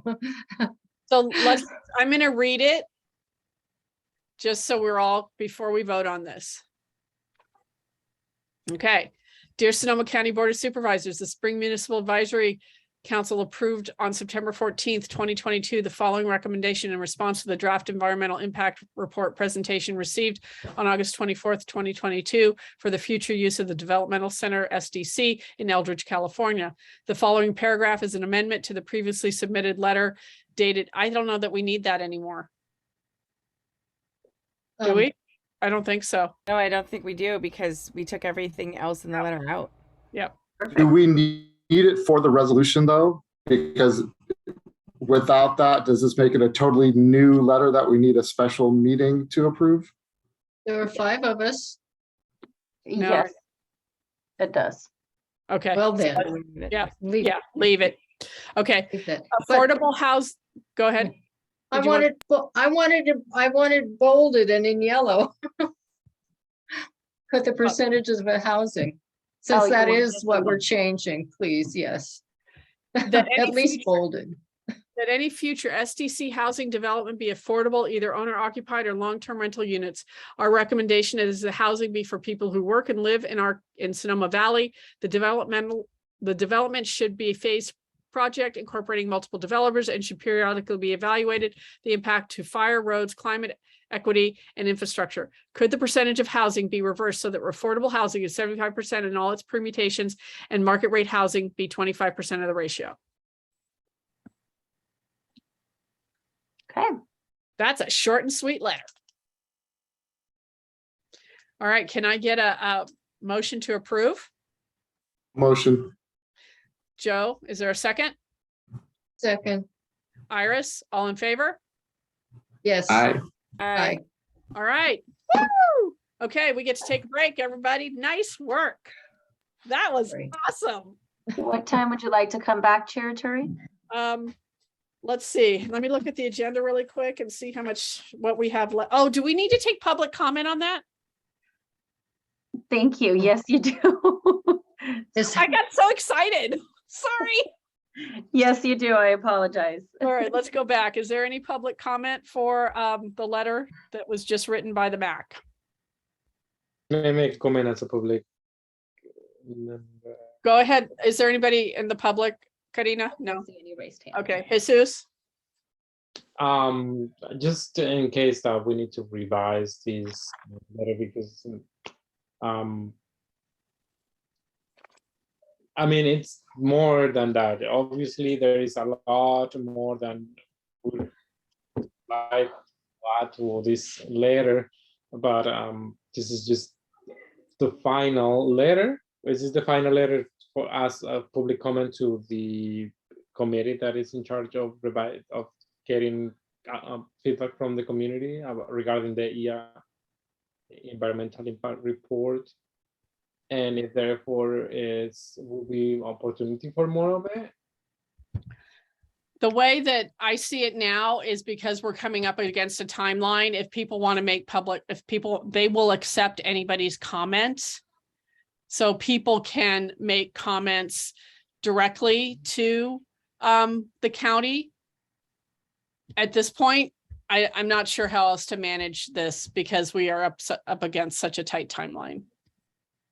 That is correct. And in Jesus, if you also wanted to submit a public comment as yourself, as a member of the community, you're more than welcome to. Each one of the council members can do that. Any member of the community can submit their public comment on the draft EIR as long as it's received by September 23rd. Yeah, it's not always the most satisfactory answer and process, but it's what we have right now. Thank you for bringing that up, Jesus. Okay. Do we need to vote again since I called for public comment, or can the vote stand? Let's just do it for protocol. All right. Pretty quick. Since we just got a motion. Brown Act lesson. Joe motion, second, Me, Iris. all in Thanks. favor? Aye. Aye. All right, thank you all. Uh, Joe, Before we go on break, no, nothing, just before we go on Okay. break, are there other things that we need to vote on tonight? I'm up know. against it.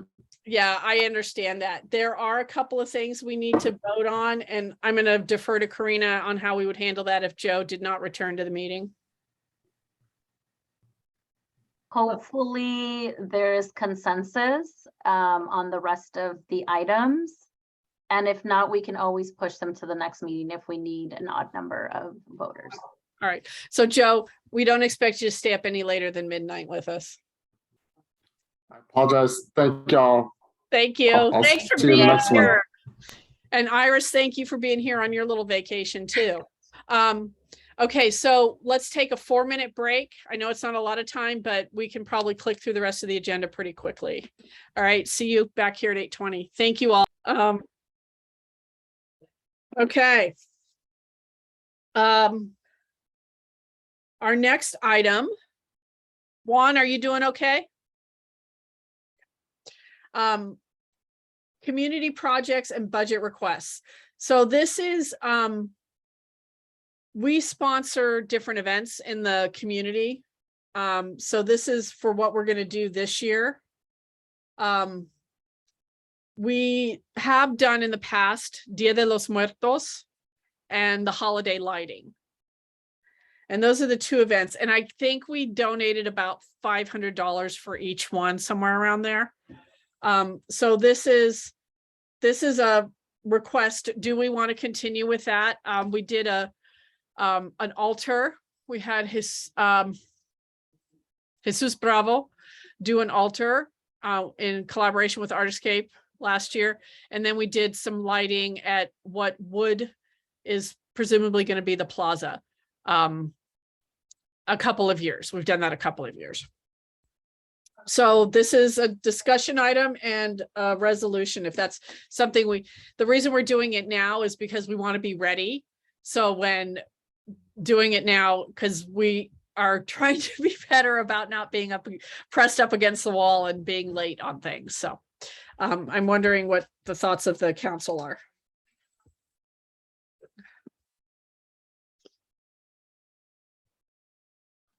I would just suggest that we continue with the sponsorship and that possibly we can increase the budget, or if it's okay, just keep it as it is. Thank you. Thank you, Jesus. Is this where fitting in something like what was suggested at the preparedness event of doing a community picnic, that the MAC could sponsor that? Is that where this would fit in? Newbie Absolutely. Yeah, absolutely. So we should decide on some amounts that we might want to dedicate for each event.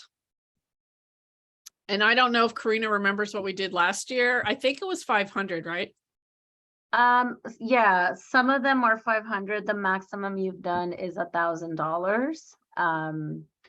So if you want to keep it within that range, and Celeste, that's the perfect example of the type of projects that the Springs MAC can sponsor. Just for clarification, what needs to happen is you guys come up with an idea, a project, and then you go out and find a community organization, a nonprofit that you can partner with, that the funds can be distributed to, because obviously the MAC cannot give the MAC, itself some money. So the funds would come through Supervisor Gorin's office, and then the organization in partnership with the MAC is in charge of coordinating and organizing and putting the project or event forward, which is really exciting. So I'd love to hear more about that picnic idea and any other projects. Just, this is the opportunity to bring them forward and sort of have a budget in mind. And if you don't have a budget in mind, at least we can sort of allocate as you have more information about what that looks like. But I do know for the Dia de Muertos, which is, you know, just around the corner, and the holiday lighting, if we just want to move forward with the same budget as we did last year and the year before, then I'm happy to help with that. Yeah, I think we should, and I'd like to put $1,000 towards the picnic idea, because that might be some rental of equipment for showing the movie and that kind of stuff.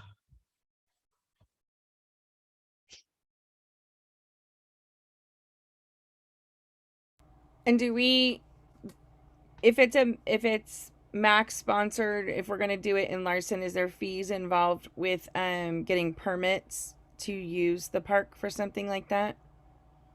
If there are any permit fees, I don't want to speak for the regional parks, but there are situations where there's a fee waiver, and I happen to handle those for our office. So you would have to work with me on that, and I'm happy to do that. That's great. So can we have to vote on this. So I'm gonna motion to put $500 towards Dia de los Muertos, $500 towards the lighting plaza, and $1,000 towards the picnic movie idea. And if we need to readjust later, we will. But at least those things are allocated and we can vote on them. Is there a second? Go ahead, Iris. Oh, I wanted to say, would it be way too bold to have 2 picnics? I mean, a year's a long time. Well, why don't we try one and see if we're successful? And then we Okay, can go with 2. okay. Yes, ma'am. Also, Chair Turi, if you can assign, or if someone will volunteer to sort of take the lead on each one of these, that'd be wonderful. As far as getting the organization to work with us. Yes, and then, you know, helping with the promotion of the project once it's been established and whatnot. Obviously, the entire council can participate, but it's always good to have one individual, because there is a budget form that needs to be submitted that you need to sign and then send to our office. And I think it's a great opportunity for everyone to take on at least one project throughout their time. Sounds like Celeste is going to do the picnic, maybe. I'd love to if someone can walk me through that budget form, because I've never done one before. With them. Yeah, I'm happy to help with that. I can do Dia de los Muertos. I'll work with Artiscape.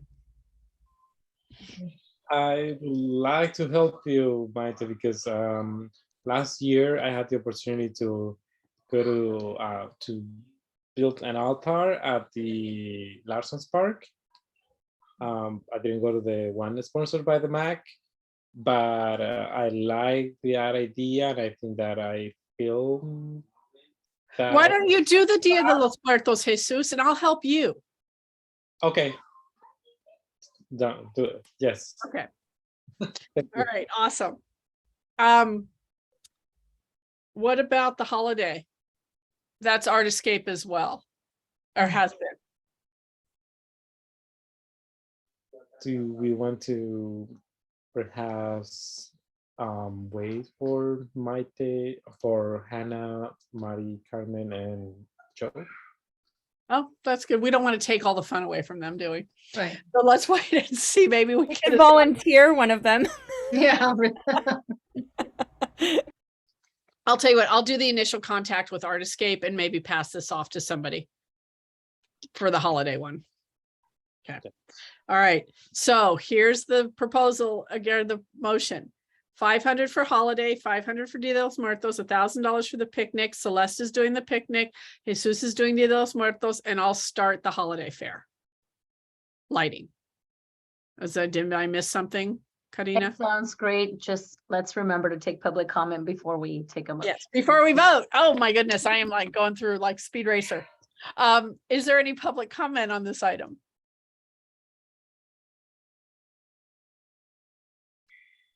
No raised hands. All right. The motion stands. Is there a second? I'll second. Iris seconds. All in favor? Aye. Aye. Aye. Iris and Jesus, yeah? I- Yes. All right. Okay, we're rounding the corner here. So the next one is in-person and promotional supplies. We need to delegate somebody to research and purchase the items. I've already done a little bit of research on it because I just did this for Food for All. And a banner is about 115, 120 at Staples, and they get it done in a week. And a tablecloth is a little closer to $200, and I'm still waiting on that. That takes quite a bit longer. And it sounds like we don't have to put the county logo on it. We need to put we can put our logo on it alone. We need a high res logo. And then Karina, how does that work? Does that something that we design and then I send it to you and say, push send and pay for this? Is that how it works? Yes, so the council would need to decide on the design, take a vote, and once you've approved it, you send it to me. You send me the information where you want it ordered, and we place the order for you. So we really need to have the design available for people to see before we can vote on anything. Right, so whoever you assign or volunteers to do the research to get a quote, and they should also get a couple, options, design options to bring forward to the council for their vote. And my question is, how large should the banner and the tablecloth be? I did 6 feet. The one you 6 saw at the preparation was 6 feet. Okay. And the tablecloth? 6 feet. Most of them are 6 feet. Okay, so okay. So 6 by 2? For the banner, yeah. Uh-huh. Okay, and a tablecloth would be 6 by 4 or 6? That I don't know. Yeah, They're pretty Okay. standard. okay. Kind of So- depends on, the style. Do you want it to, drop to the floor? Do you want it to drop midway? That really is up to you. It can be 3-sided. It can be, Mhm. yeah. Okay, well, midway seems a good idea considering how dirty the the floor that we're speaking of is. I don't, are you showing an interest in designing this, Iris? I can do something. I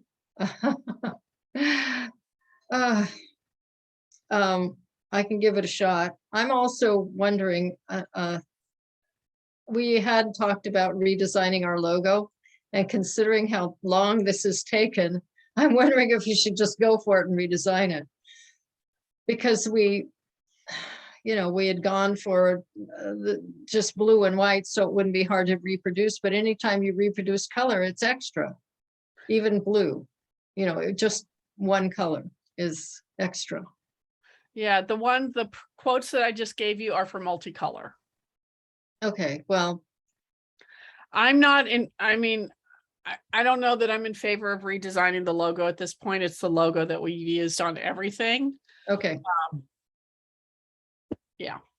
Okay, If I I just may, wanna Chair Terry, the get it other from- option is to print the logo, a black logo on a colored tablecloth.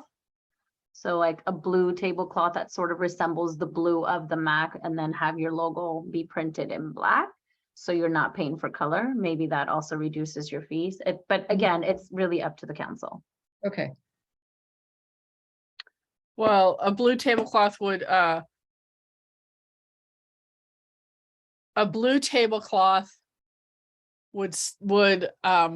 ameliorate because I was thinking a white tablecloth, and then as soon as Iris is like dragging on the ground, I can see it'll be a black tablecloth by the end of the day. So No, we would not go for full length. Halfway. so how about this? How about Iris? Maybe you try a couple of different designs and you bring them to us and we look at them. Okay, I- okay. So you wanted to say Springs Municipal Advisory Council and the logo. Do you want other? Just asking. Okay, okay. Simple. That sounds simple. Jesus, did you have something to say? I just want to mention that I kind of was already doing some research about our tablecloth. And Oh, it really goes high up in price when you decide to have like a color like fabric and like the kind of fabric and how long it is. You can really go from simple's $150 to very high, like yeah. If you get a really expensive one, yeah, yeah. nice I'll one check. is nice, but it's kind of, you know, more of a budget. It's just a comment. Do you, Jesus, do you want to do the table? Do you want to do this? Okay, yes, I'll take the shot. Yeah, I'll give it a shot. The tablecloth? Or I just want a clarification about what is exactly what you want from me on that matter, to design it, to just bring it up to you, some ideas, one or two. Is that what you want? so their well, as you've already done some research, their website, you can design it on the website. You can take a screenshot of it and then bring us a couple of options to look at. Good. Yeah, deal. I'll do that. Iris, you're being let off the hook. Are you good with that? Or I Sure. just getting on with it. Well, whatever. I had actually kind of started looking around at Okay, all right, so- various places. It doesn't matter, whatever. The other option, If Chair, Terry, Jesus, you could also split it. One of them could do the tablecloth and the other one. could do the Excellent. banner. Split the baby. Jesus, you want to do the tablecloth? Iris, you want to do the banner? sure, Yay! either that, whatever. All right, very good. Last but not least, Chair Turi, do you want to set a budget or do you just kind of want to look at different pricing? Because you could set a limit on how much you want to spend on each of these and maybe that will help Iris and Jesus with what they're looking for. It's up think to the- you. Banner under 150 and the tablecloth under 200. I Yeah, think it's possible. Okay. Okay, so you'll bring back some, this is not a resolution. This is just right, because we're not voting on it. There's nothing to vote on. The resolution was just to assign someone to do the research and then bring a quote back for the council to consider with Okay. potential options. And hopefully you guys can take a vote in October and get this printed. And if there's going to be a picnic, you'll have all your material for the picnic. in November. Iris has got the banner. Jesus has got the tablecloth. Yeah. Beautiful. Okay. All right, public comment on our promotional materials. And Karina, thank you for getting the tent and the chairs and the table that are available to us at Supervisor Gorin's office on Grove Street that we can pick up and use at any time. So that's great. Absolutely. And speaking of, just real quick, moving forward for any in-person events that you'll plan to do outreach at, there needs to be a better plan about who's attending the event, who's doing the setup, who's doing the bring down. I don't mind doing it for you guys, which I did this past weekend because Supervisor Gorin and I happened to be at that event. But we may not always be present at, MAC events. So we just got to work on a plan. We understand that not all members will be able to attend all in-person events for the MAC, but we kind of have to, think about that in advance for future events. Perfect. The other thing I just lost it. No, I guess it'll come back to me. Okay. All right, so we've made a decision. We're going to move forward. We'll have some promotional materials. Okay, I feel like we're getting a lot done today. All right, ad hocs. So we have and Karina just mentioned about the making sure that the items get picked up and that we have an arrangement for that. I'm not sure which ad hocs are currently active right now. We have the bicycle one, and I've got some slides of that one that thankfully Jesus and Joe unpacked the bicycle racks, and they're super cool, and I want to share them with you. It's really awesome. And then I'm not sure, I'll do that. And then if there are other ad hoc, Karina, maybe you can allow me to share my screen. Absolutely, you should be able to. Okay. So just real quick, the other, oh, go ahead, yeah. So let me see if I can make this bigger. I actually have a more detailed presentation, Chair Turi. Then this one. Okay. Let me. Then I didn't need to do this one. No, I don't know if you saw my email I added to your presentation. Where is it? Here we go.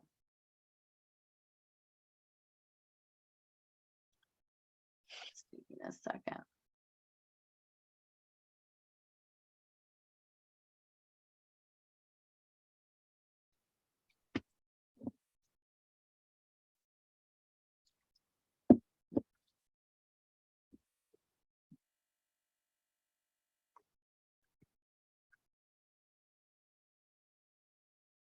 So Jesus, you want to tell us about the bikes?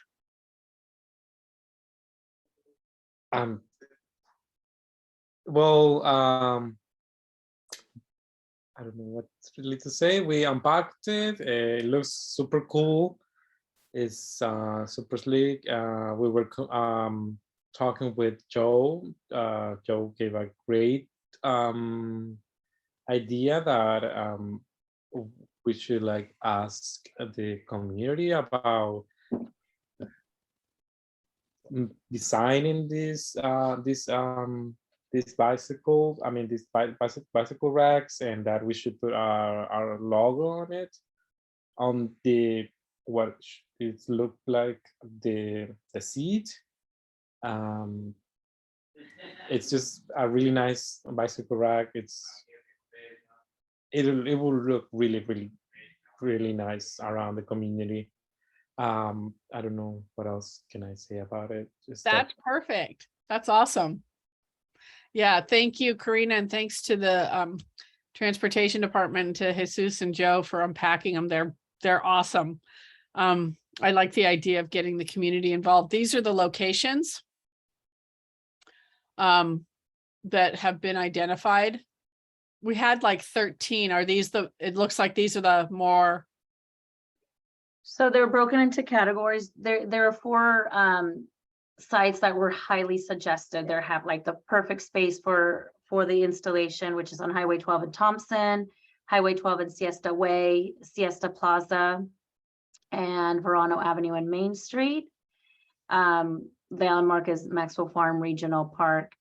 And then there are 10 that are suggested installation sites: Verano Avenue west of Main, Highway 12 in Encinas, Highway 12 in Encinas on the other side, Highway 12 in Verano, Railroad Avenue and Cherry Avenue, Verano Avenue and Willow, Highway 12 in Mountain Avenue, Highway 12 in Littenberg Avenue, and Highway 12 in Boys Boulevard. And then 3 that are possible installation sites: Agua Caliente and Lake Street, Verano Avenue and Bay Street, Highway 12 and Verano Avenue. So we've had preliminary conversation with Artscape about them helping us paint them. And how is the decision being made? Are we going to go with the 4 highly suggested ones first? It's really up to the MAC, but I think that's a great start. The first step is to decide on what kind of design you guys want. Is there a theme? You know, when Joe Jesus and I were unwrapping the bicycle racks, there was conversation about, you know, like the cows that are all over the valley with different colors, different themes on each cow. It's the same structure, just a different design or a different color theme. But there's an overall theme. So decide on what theme you want or what color scheme, and then partner up with a nonprofit organization. It sounds like Artiscape would be the organization who wants to take this on. And they would help with a lot of the outreach with the community. And of course, the Spring Smack can also help in outreach. And so the idea would be to incorporate, you know, youth and families and organizations to participate and help us decorate these bicycle racks that will be installed, you know, throughout the springs and the valley. The Springs MAC cannot directly solicit sponsorship from organizations and businesses, but Artiscape, if they're your partnering organization, they can. And so it would be up to Artiscape, if you express this interest, it would be up to Artiscape to be able to allow the logo of the partnering or sponsoring organization to be printed on the bicycle rack. And of course, it'd be nice for Artiscape to be able to have their logo on there, as well as the Spring Smack, because we want the community to know that this is a project that was initiated by the Spring Smack. And Sonoma County Transit will be in charge of installing the bicycle racks. You just got to let them know, okay, you know, do you want to start with the 4 highly suggested sites and then move on to the 10 suggested and then the 3 possible suggested? And it kind of depends on how many organizations want to participate and how many community members want to participate. Maybe you end up doing all 17 of them, maybe only 10. It really depends. And also, obviously, there will be some funding with, you know, needed to buy supplies and paint. The MAC can sponsor a certain amount depending on how much you want to allocate from your budget, but then the rest will be up to Artiscape and, you know, businesses if they want to contribute. Okay. Okay, so Iris? How many do we have now? Just the 4? Just one? You got one okay. as a demo, so you could see Okay. what it looks like and play with it, play with colors, but you can get up to the 17 that are, you know, eligible for installation. Transportation's being very generous with us. They're not, I mean, we can get what we want. Okay. It's the supplies we're gonna have to figure out how to pay for. Right, and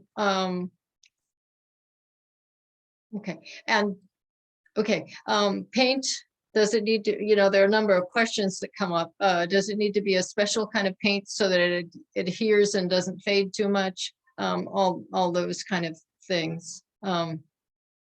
Yeah, those are all questions. That's things that, because we want it to last. Personally, I would be in favor of doing the 4 at the suggested locations first, because they would get the more attention and hopefully create excitement about placing the rest of them. And I'm going for bright colors and you know, fun designs for sure. I think it'll catch people's eye. Yeah. Any other comments? Okay, any public comment? Okay. I'm going to reach out to Artiscape now. I have a couple of things to talk to them about. So having a conversation with them, because we do need them to help us. I also think Joe, and I know he's not here right now, mentioned some other folks that might be able to help too. I think I remember him saying that back when we first started talking about this project. So there may be other organizations that might be able to help us, but we are going to need some sponsorship and some support to make this happen. So more to come. I'm just very excited that we got it unwrapped. So thank you, Karina, for spearheading that and making it happen. And thank you, Jesus and Joe. And Okay. thank you, Jesus, for your modeling skills with the bicycle rack. We had fun unveiling it. That's good.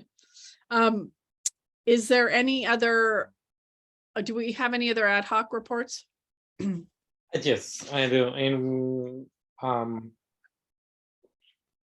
as per Hannah's request, I would like to inform to the council and members of the public that this coming Saturday, the MAC is sponsoring a creek cleanup in Larson's Park from 10 a.m. to 1 p.m.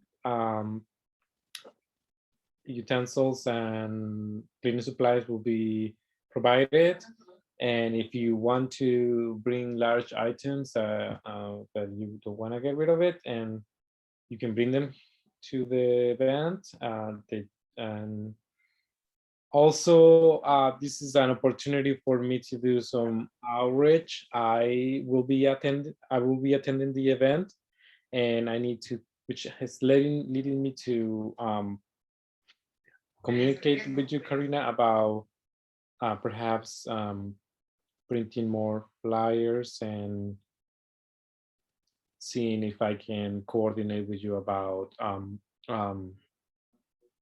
how I'm going to deliver to how we're gonna do the outreach, and if I have to coordinate for you with the table and the chairs or stuff like that. And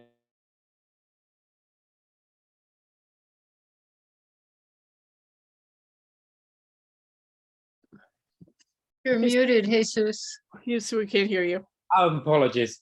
And I just would like some suggestions about what would you like to me to say in this event on your behalf, as me handing flyers to the community. And thank you. Thank you, Jesus. I look forward to being there. I missed the last compost giveaway, so I'm looking forward to the cleanup. Okay. Any public comment on the cleanup? Or comment from the council?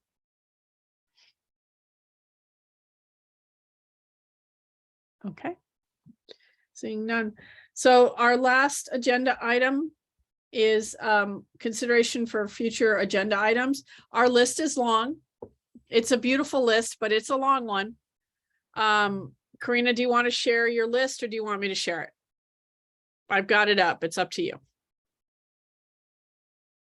Go ahead, because I have a million screens open. Yeah, I do too. So I don't know if you can see that or not. Let's see if I can make it bigger. So this is our current list, and I'm going to make a suggestion.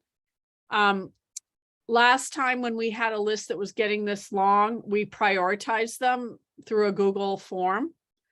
And the Google form was sent to the council, and council identified what their top numbers were. And then we started to click them off that way. So I'm wondering if that might be a strategy we employ again. But we have Hannah Boys Center, Springs Farmers Market, EDB, expanding boundaries of the Springs MAC, business and restaurant permitting, mental health, housing, La Luz and the Ed Foundation, drought treatment plan, solar incentives, graffiti, COAD, role of the MAC in a community discussion, COVID updates, SV Collaborative, Hannah Boys Center projects. Then we also have regional parks, superintendent of schools, community benefits agreement, public transit, SDC spring specific plan, tracking and rezoning, ecology center, Madsen projects, TPW, and permit Sonoma. It's a lot, friends. And then I don't know if there's something else we want to add. So what I'm going to suggest for this item is that if there's other things we want to add to it, that we do that now. and that we send out a Google form. That's not a Brown Act violation, right, Karina? If we send out a Google form and it's just a voting mechanism? It's based on today's presentation from county council, it sounds like it would be. So anything that needs to be voted on needs to be done publicly. Hmm, But I can It's- get clarification from Petra. Yeah, Um, There's no discussion and we can't see each other's votes. it's prioritizing. It's not exactly voting. Oh, Yeah, that's a good way. That's a better word. And Thank the you. other thing is, I wanted to say that we could take off the SDC. You know, it's under the things I suggested. But it said SDC and spring specific plan traffic. So We what, can certainly strike SDC from that. thank you. So maybe is there anything else we want to add? And then maybe Karina, you can get clarification from county council and we can see if we can prioritize the list through a Google form where we're not interacting with each other.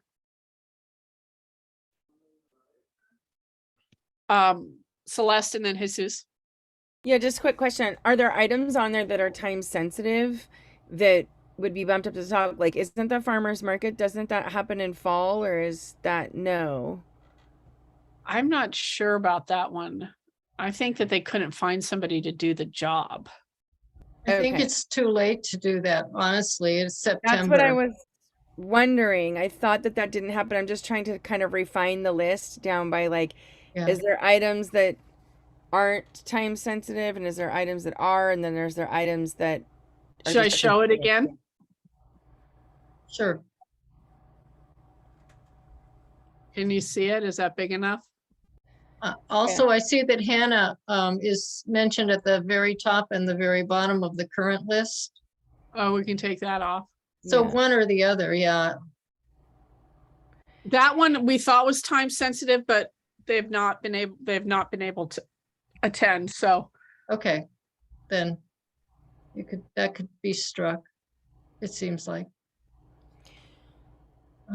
Jesus, know- do you have a comment? Well, I actually would like to see if we can add something to the list. I would like to get some ideas about where else can we get housing in the Springs. Lots where there could be housing. Okay. Is it something very, I don't know, sounds redundant, but I just want to have plan B just in case at SDC. Just as a, I don't know, it's just a suggestion. Housing. We have housing preservation and protections. Maybe we could add to that development. Yeah, because it was mentioned at the meeting, a joint meeting on the August 24 about it, because change stuff like, oh, why should we have old housing there? Can we have it somewhere else? Can we do that? Something suggest. If maybe. I may, Chair Turi, I just have to get clarification on that one and direction from because that might be development and planning, and just a reminder that the MAC does not, it's not in your purview. Mhm. Okay. So we may not be able to add that to the list. Okay, The other thing is the spring specific plan is addressing housing also. is that on here? No, but it is. I mean, we're supposed to have something to do, to say about it. Oh, it's here. Okay. Tracking of rezoning. It Yeah, I says don't think that one was mine, actually. I think Hannah was more interested in that.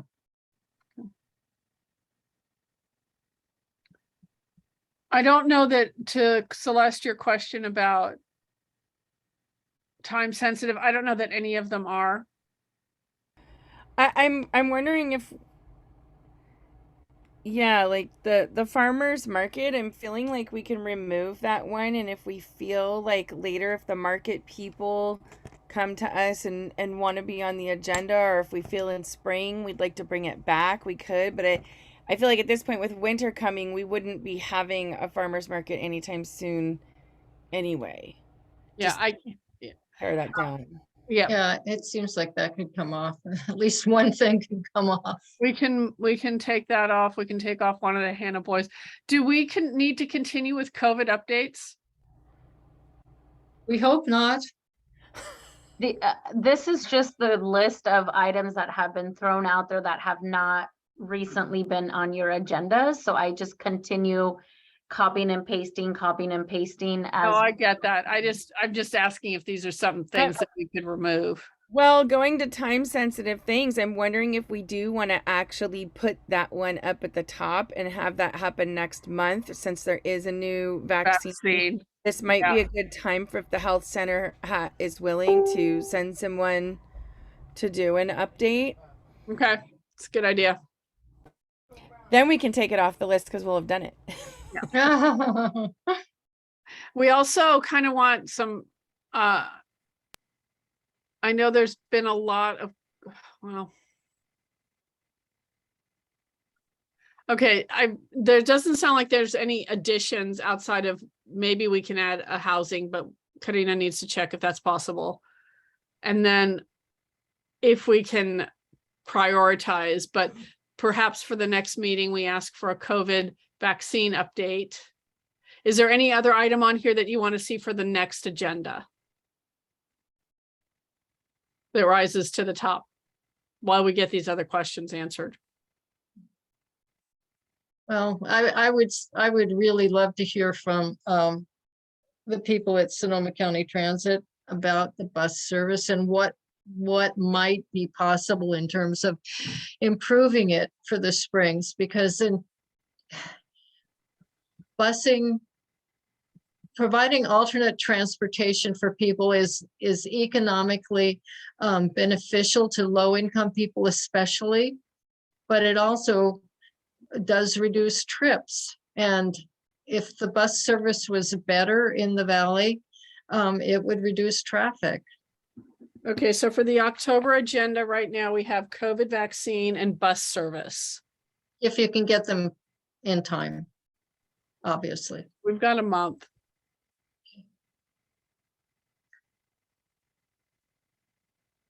Oh. also for October, you will be bringing back your Max working group for the road program preservation program and your projects sponsorship to give other council members the opportunity to bring any forward. And the tablecloth. And your And the banner. promotional supplies. Yes, Um, so that may be a full agenda right there. I did see, if you could go to page 2. Not quite, no, up, sorry, there was something, yeah, Karina, the Matson projects. Springs Plaza outreach. I May do need to want to bring- draw your attention to that. Depending on where the Matson group is with their projects, the plaza may come to the MAC. You know, Supervisor Gorin is especially interested in the MAC being involved with the community outreach for the plaza project. So again, depending on where they are, they may want to provide a presentation at your October or November meetings. Or you may have to hold a special meeting just for the plaza because it is a hot topic in the community and you have a long list of items. So just keep that in mind. You may have a special meeting sometime in October, November. Okay, for the plaza good to know. meeting. Yeah. So Karina, what I'm hearing right now for October is COVID vaccine, bus transportation, the road project pavement roads, are projects to get sponsorship and other MAC members involved, promotional supplies, and a question mark with Matson. I think that may need to be a special meeting. I agree with you.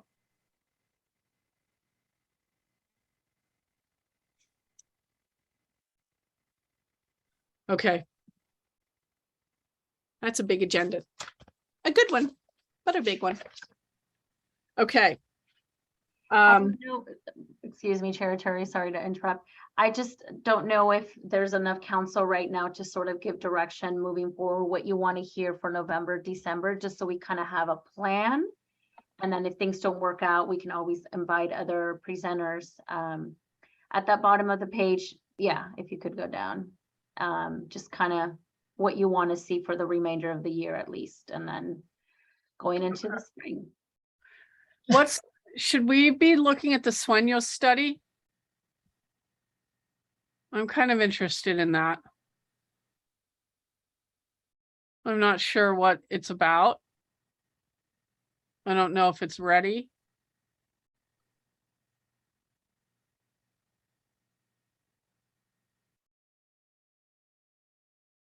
Okay, that doesn't sound like it's getting a resounding like, woo, we want to hear from that.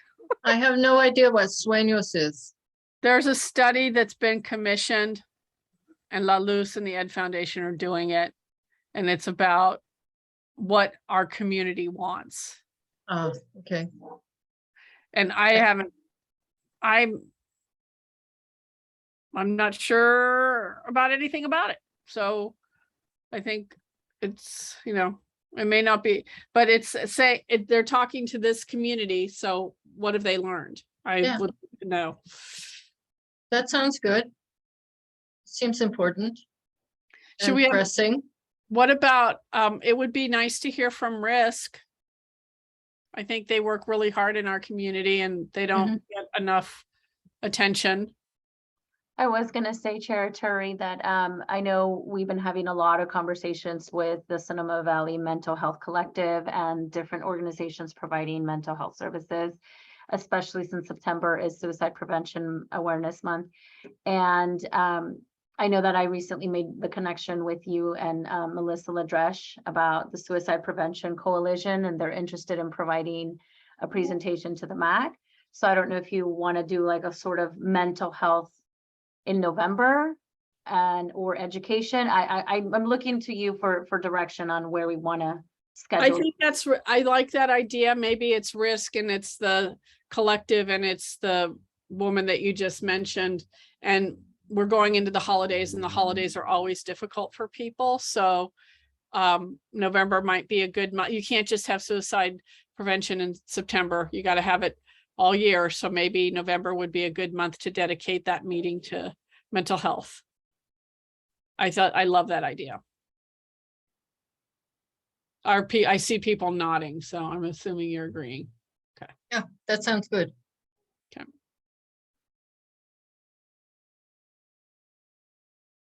Do you want us to make suggestions for December too? Real quick on November, that might be a good one to also tie in the school district to come in and give an update. In particular, they have the SAFE grant, and that would tie in nicely to dedicating that meeting to mental health to find out what resources they're providing for our students in the Valley. That's a great idea. So November would be mental health, and that could be Risk, the collective,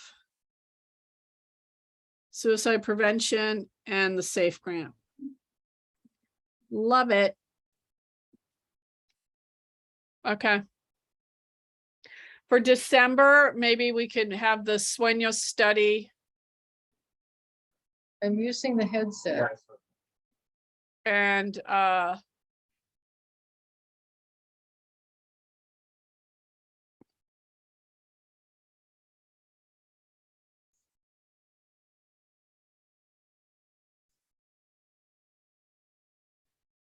what do you all think? Housing, because we know that's going to be a thing that people want.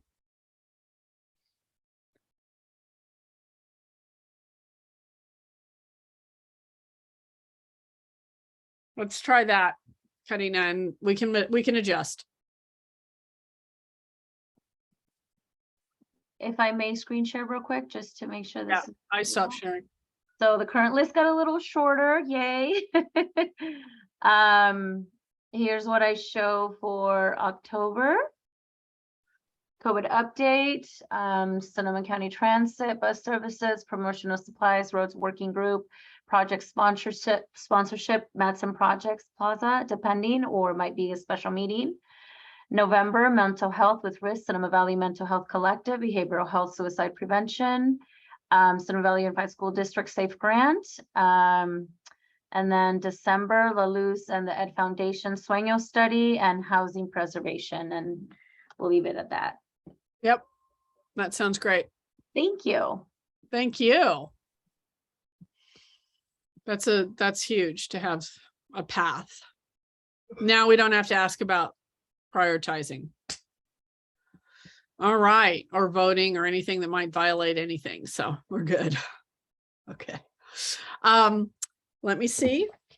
Is there any public comment on future agenda items? No raised hands. All right, I want to say our final thank yous and good nights. Thank you to KSVY, excuse me. Lynn Marie, always a champ. And Juan, thank you so much for your time and energy tonight. I know how hard it is to say every word that everybody says, and we say a lot of words. So thank you for that. Also, always my deep appreciation to Karina and all the work she does to make this happen. It is not lost on any of us how much you support this group. So thank you. We want to adjourn today's meeting in memory of those we have lost to suicide. And that it has touched all our lives. So just want to adjourn the meeting in memory of those we've lost. So we'll just take maybe a second of silence here.